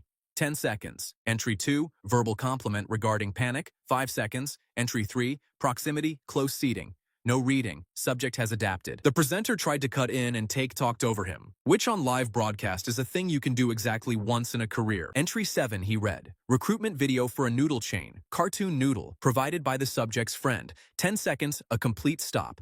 Entry 9, first year addressing the subject as Sir in the corridor. Under 1 second. The crowd went quiet in a way I have never heard anywhere else, because a crowd that size going quiet is not silence. It is a sort of hum. Ike looked up at me on the step with the camera on my face and asked whether I had anything to say about a list of ways to switch a student off. I have thought a great deal about what happened next, because at the time, I experienced it as nothing at all. There was no rush of heat. My ears did not go. The world did not stop and did not hang and did not do the small, mean 2-second version either. I stood on a step in front of the entire arena while a boy read out the worst sentences of my year, and my body treated all of it as weather. Where did you get that? I said. I bought it, Take said, and to his credit, he did not hesitate. A second year took it out of a study room bin in the autumn and sold it to me at the turn of the year for 6 credits. The other pair have a copy, I said. Kang and Ser have had one since the autumn, and they have not used it. I know, Take said. I asked her directly on Sunday, and she lied to me about it. Then you know more than I did, I said. That was the entire exchange. It went out live, all of it, and the recording is on the broadcast archive, and I have never watched it back, and Beck has watched it approximately 400 times. Beck came over the pen fence. He is rank D and the fence is chest high, and he came over it like a man climbing into his own garden, and the security steward reached for him and then thought better of it in front of a camera. Entry 7 is mine, he said, into the microphone, to the city of Kairos. I said that to him in a corridor in the autumn because it is true. He did cry at a noodle advert, the little noodle looked lonely, and he is a soft touch and I have known him since we were 9. The presenter tried to take the microphone back. And I said it because it was funny, Beck said. And it worked because it was true, and I was not trying to make it work. He has been trying to make it work ever since, and it never has. You cannot do it. He is standing right there. You just did it in front of this entire arena, and look at him. Then Suman arrived, still in her kit, with her hands taped, and Suman did not do warmth. She did what Suman does. You read out entry 3, she said. Proximity. No reading. Subject has adapted. That entry is dated the 1st of the month. It says on the page you are holding that it stopped working in the autumn. You have read out a list of things that do not work on the opening morning on a live broadcast, and you did not read the column on the right-hand side. Tyke looked at the page. You could see him find the column. The crowd started laughing then, and it was not at me, and I have been in that building and that arena a great many times, and it is the only occasion I can remember when a whole arena laughed at a piece of journalism. The presenter took the microphone back and asked me a normal question about the bracket, and I gave a normal answer, and that was the end of it. And Tyke was walked out of the pen by a steward with the page still in his hand. He printed an apology in the paper on the Thursday, and it was a real one, and he named the second year and refunded nobody. He also stopped writing about Jae Hyuk that spring and has never written about him since. Jae was in the tunnel. I did not see him during it because I was on a step with a light in my face. Gu told me afterward that he had come up to the tunnel mouth when the reading started and stood there for all of it about 9 meters behind the cameras. Nobody spoke to him. He watched a boy read out a list of ways to humiliate me in public on the opening morning, and then he went back down the tunnel before the laughing started. Leah did not say anything until we were out of the arena on the tram platform, with the north wall on one side and the rift over the hills on the other. Then she said, "That was the last of it." "I know," I said. "You need to hear all of what I mean," she said. "Every activator I ever recorded has now been used in public, on a broadcast, by somebody who did not care about you. List is not merely adapted. It is spent. If you need to stop time in the next 4 days, there is nothing left in this city that anybody can say to you to make it happen." "Then nothing does it," I said. "Something does it," she said. And she said it looking at the hills. Something I have never written down, because it has never happened, because it would have to come from somebody who is not performing, and it would have to be about something that is actually true, and it would have to matter enough to hurt. The tram came. We got on it with about 40 people who had all been in that arena, and none of whom said anything to us. On the ride back, the boards at the trackside were running the results of day 1, and under the results, in the small band where they usually put the weather, the border office had posted a monitoring notice for the northern perimeter, and it was the second one that week, and I did not read it. The 4th morning started with the engineer from the border office standing in a corridor under the north stand, arguing with 3 men in academy coats, and I walked past it twice on the way to the warm-up floor. 9 of 17 overnight, she was saying, the second time I went by, not 11. 9 and 4 of them are new points that were quiet all week, and the drift is going the same direction on all 4. Somebody said the word tolerance, and she said something back that I did not hear properly and would not print if I had. Gu came and found us in the warm-up room afterward, and he did not tell us any of it, which I understood later. What he said was that the semi-final had been moved forward by 40 minutes and that the schedule for the rest of the day had been compressed. "Why?" Leah said. "Because I asked for it and the chairman agreed inside 2 minutes," Gu said. He has also put every steward in the building on the stairheads instead of the concourse, and he has opened the 2 service gates that are normally locked during a broadcast. You should know he did that, and you should know he did it without being asked twice. Then he said that we should fight our bout and that he would be in the 4th row, and he went. And that is the only warning any of us got. Ju-Won and Sarah came out to the center mark before we did. A full house, the last morning, 2 pairs from the same year, and the broadcast had been trailing it since the opening day as the bout of the tournament. He opened differently. That belongs on the record properly, because he had told me he would and he did. No straight line, no full commitment, nothing for Beck to hold. Came at an angle with his weight back and his blade low, and he made me move first. And inside 2 exchanges, Leah was talking faster than I had ever heard her talk. "He has been in the library," she said. 4 weeks in the library. "Theo, do not give him the inside line." Sir was worse. Sir had 9 pages of skip data and a mind exactly like Leah's with the heating turned off, and she had built something specifically for the two of us, which was to keep me in the open where a plan needs preparation and preparation needs objects. We were losing. There is a version of that morning that gets told where we were winning when it happened, and we were not. We were 2 exchanges from the first fall and Leah had gone quiet, which is what she does when she is discarding options. Then the floor moved. It was not a shake. It was one long, slow tilt, less than a degree, the sort of thing you feel in your ankles before your eyes agree with it, and the entire building made a low sound all at once. The lights in the rigging swung. A steward's radio somewhere under the north stand went off at full volume and got cut. The 4 of us stopped fighting without any of us deciding to, and every head in that arena turned to the north. The air above the north stand opened along a seam. I have seen a tear now 3 times, and I will say the same thing about all of them. There is no drama in the opening. It is simply that a piece of the sky is suddenly not the sky, and everything underneath it becomes a different kind of place. This one was enormous. The one over the north field had been the height of a man. This ran the length of the top tier, above the last 11 rows, with the light going wrong along the entire seam of it. The first torn came out and landed in the aisle at row 40, and the crowd around it did what crowds do, which is that it went in every direction at once. And the second and the third, and then I stopped counting, and Leah did not stop counting, and that is the difference between us. She stood on an arena floor with her head up and counted for 4 seconds and then said, 23. 23, she said. 23 out of the same seam in under 4 seconds, and it is still open. There had never been more than one. In 15 years, in every account any of us had ever read, in every briefing Gu had ever given, a breach produced a creature and occasionally a pair. The arena had a procedure for a creature. It had a hand signal, a gate protocol, and a licensed team on standby at the south gate for a creature. 11,000 people is not a number. It is a physical fact about a building. The upper concourse gates take 4 abreast. There are 2 stairheads per block. Every single one of those people stood up at the same moment, and about a third of them went up because the exits are up, and the other 2/3 went down toward the floor because the thing was above them, and those 2 groups met on the stairs. That is what killed the evacuation, and it was not the Torn. The Torn were slow at first, and they were slow because they were doing what they do, which is arriving and pausing and arriving again, and they had come out into the emptiest volume in that arena, which was the air above the seats. The people going up met the people going down on stairs designed for neither, and the entire north stand stopped moving, and once it stopped, it could not start. Juwan was already running for the barrier. Sir caught his arm and said something, and he shook her off, and she went with him. Leah had my sleeve. Theo, she said, look at the south gate. The south gate was open and clear and beautiful, and there was nobody near it, because the entire crowd was trying to leave through the gates it had come in by, which is what every crowd in history has done in every building in history. Get people to the floor, I said. That is the plan, she said. The floor is empty. The floor is the safest ground in this building, and it is 12 meters below the lowest occupied row, and there is no route down that anybody uses. Then we make one, I said. The next 12 minutes are the worst I have ever spent, and I remember them in pieces. Gu came over the 4th row barrier with a steward's cutter and started taking the safety rail apart at the north end to make a drop point. Ojin, on 2 sticks, planted himself at the bottom of a stairhead and held it open with his shoulders while people came past him.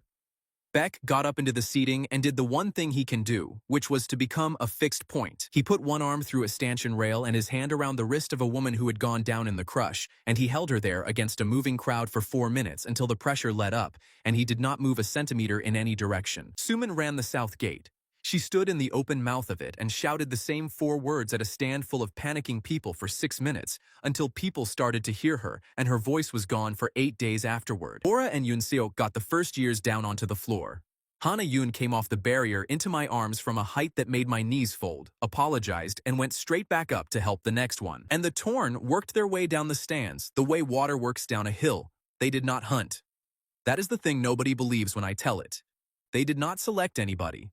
And they did not chase. They skipped into whatever open volume presented itself, and a stand with people rising out of it presents open volume constantly, and so they came down through the upper rows in about 9 minutes without ever once appearing to try. Gu was at the rail with the cutter when one arrived in the row above him. I did not see it happen. I have the account from 4 people, and they agree.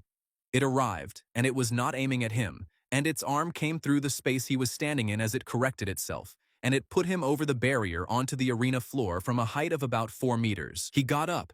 He got up on the floor of that arena with his left arm hanging and blood coming through his hair, and he shouted at two students to keep cutting the rail, and then he sat down against the barrier because his legs would not do it any longer. Juwon and Sir held the lowest aisle for 12 minutes with practice blades. Practice blades. Sir put 3 of them into the drainage of the seating well by reading where they would arrive, and Juwon stood in front of a stairhead and did not hit anything at all, and hated it, and stayed there. By the time the licensed teams reached the North Concourse, there were about 900 people still in the upper tier, and the seam had not closed. The count belongs here because Leah said it out loud on the arena floor, and nobody in that building heard it, and I did. 900 in the top 11 rows, she said. 2 stairheads, both jammed, both above the seam. The teams need 19 minutes to fight their way up a stair that is full of people going down it. The seam has slowed to about 1 every 20 seconds, and it has not closed. How long do they have? I said. She looked up at the top tier and did the arithmetic out loud, and it took her about 2 seconds, and I heard her voice do something it had never done in front of me before. 6 minutes, she said. Whatever is going to happen has to happen inside 6 minutes, and Theo, I have looked at all of it, and there is nothing on this floor that gets 900 people off that tier in 6 minutes. 6 minutes is not a number you can argue with.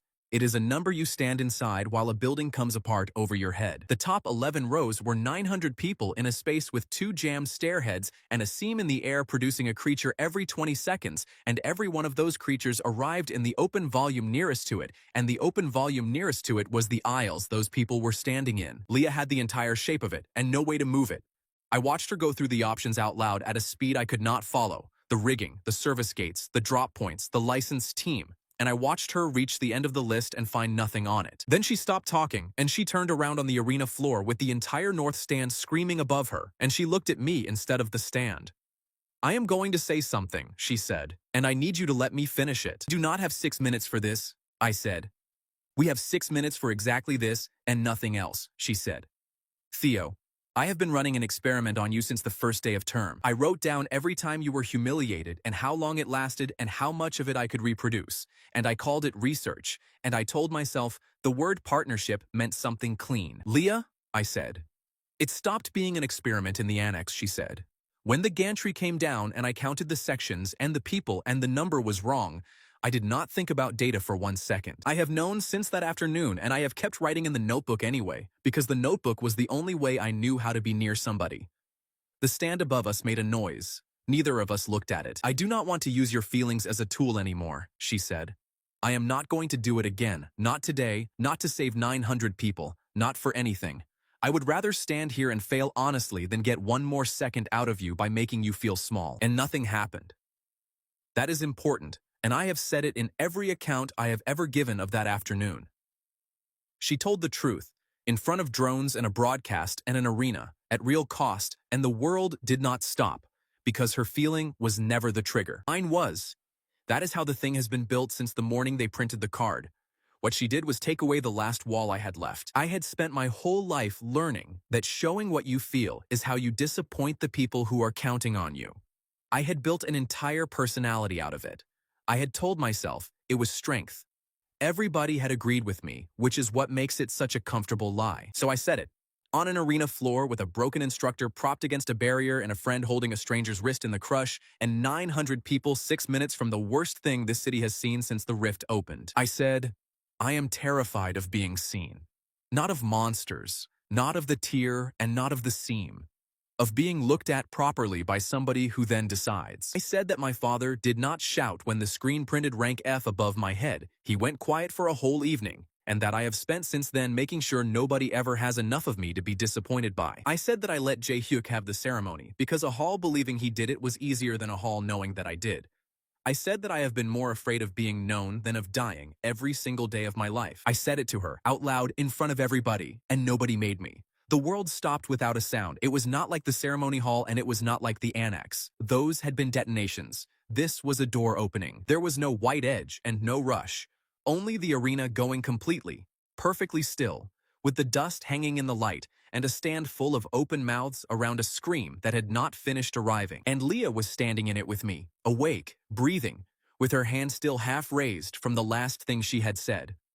There is one condition on who else moves in there, and I have known it since the day they printed my card. The only person who wakes up inside a stop is the one whose true feeling caused it. She had said hers first, and I had answered it, and the world had counted both halves. We did not waste any of it being amazed. 10 seconds is what a whole confession buys, and it is all it buys. There is no sound inside the stop, none at all, not between the two of us either, so everything that followed, we did with our hands. She pointed at the rigging above the top tier and made a fist. I understood her at once. The safety netting for the upper tier is stored in 2 enormous rolls along the rigging gantry, and it is dropped once a year in a drill and never otherwise, and it exists to fill the space above the last 11 rows. Volume. That is all a Torn has ever wanted, and Leah had known it since the annex and had written 9 pages on it. I went up the north rigging ladder in the silence with my hands screaming and cut both roll retainers, and the nets did not fall because nothing falls in there. They hung where they were, half off the gantry, waiting for time. Then the stairheads. Leah was already at the first one when I came down, and she had found the plug, because there is always a plug. 900 people were not jammed. 11 were. 11 bodies wedged sideways in a gate mouth designed for 4 abreast, and behind them a stand full of people pushing into a wall made of their own neighbors. We took the plug apart by hand. I do not know a better way to say it. We lifted 11 human beings out of a gate mouth one at a time and set them down facing the right way, in absolute silence, with their eyes open and unseeing. And Hana Yun was the 4th one, and her hand was still gripping the rail. The second stairhead took longer. There were 14 in it, and one of them was a steward twice my weight, and Leah had the gate leaf the stewards keep bolted shut on broadcast days, and between us, we bought a mouth twice as wide. 10 seconds does not buy a rescue. It buys 2 decisions and the strength to carry them out, and we had spent hours on a roof of netting and 2 gate mouths, and everything else in that building was going to have to survive on its own. At the end, with nothing left, Leah stopped in the middle of the aisle and turned around and said something to me. I could not hear it. There is no sound in there. I watched her say it, 4 or 5 words, and I saw her face while she said it, and then time came back before I could answer. It came back all at once. The nets fell. 900 people found that the gate in front of them had simply opened with no explanation and went through it, and the 2 stairheads ran clear in under a minute and a half. 3 Torn arrived into falling netting and hanging steel and damaged themselves badly doing it, and the licensed teams took the North Concourse 12 minutes later against creatures that had nowhere good to be. Nobody in that arena died.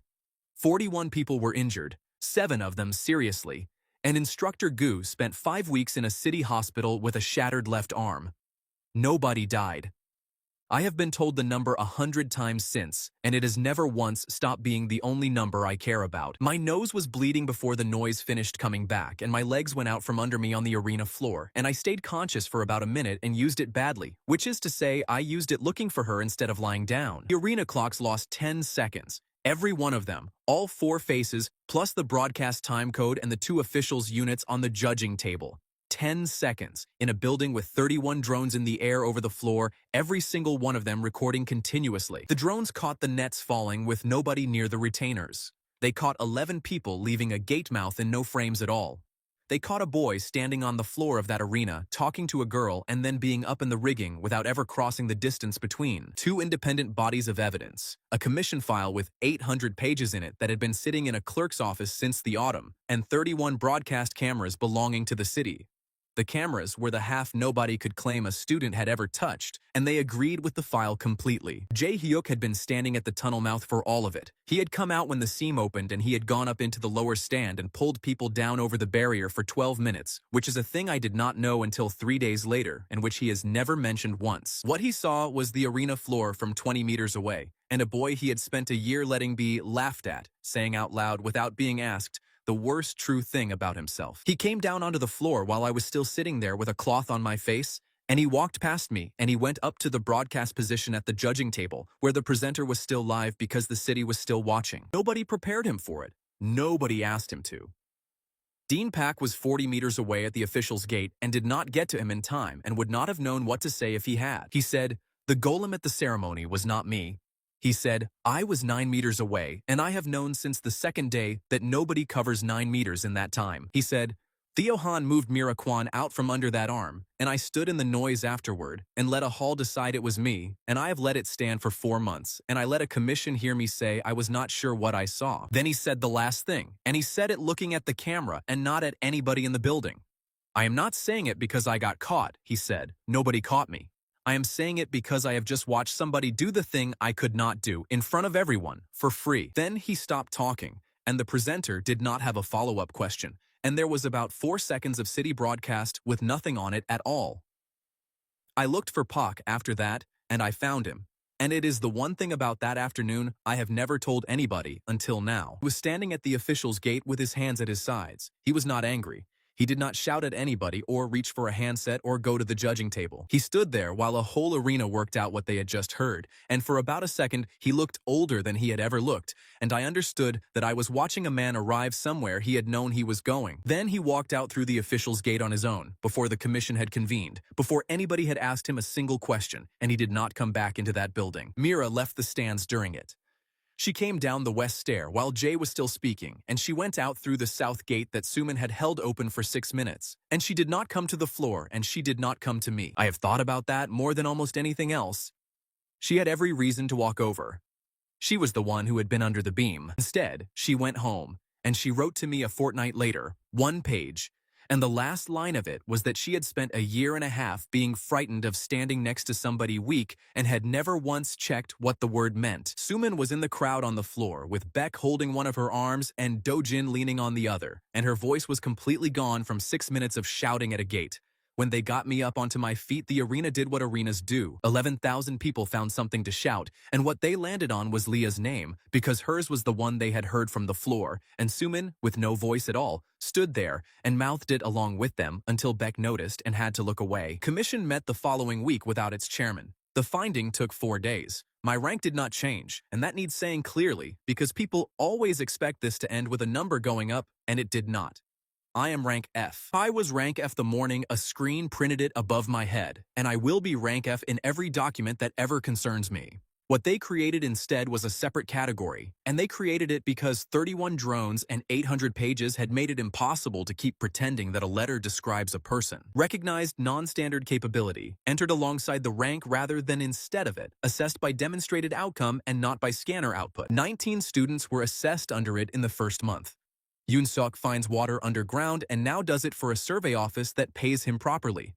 Bora remembers every face she has ever seen and works where that matters. The reviews that were going to move forever stopped moving. They also gave the drainage cut method a number and put it in the second-year syllabus, and there is a diagram in it with 2 kit trailers and a goal frame, and nobody's name on it anywhere, which Leah says is exactly correct and which Beck has never forgiven anybody for. We're the last 2 people on the arena floor that evening.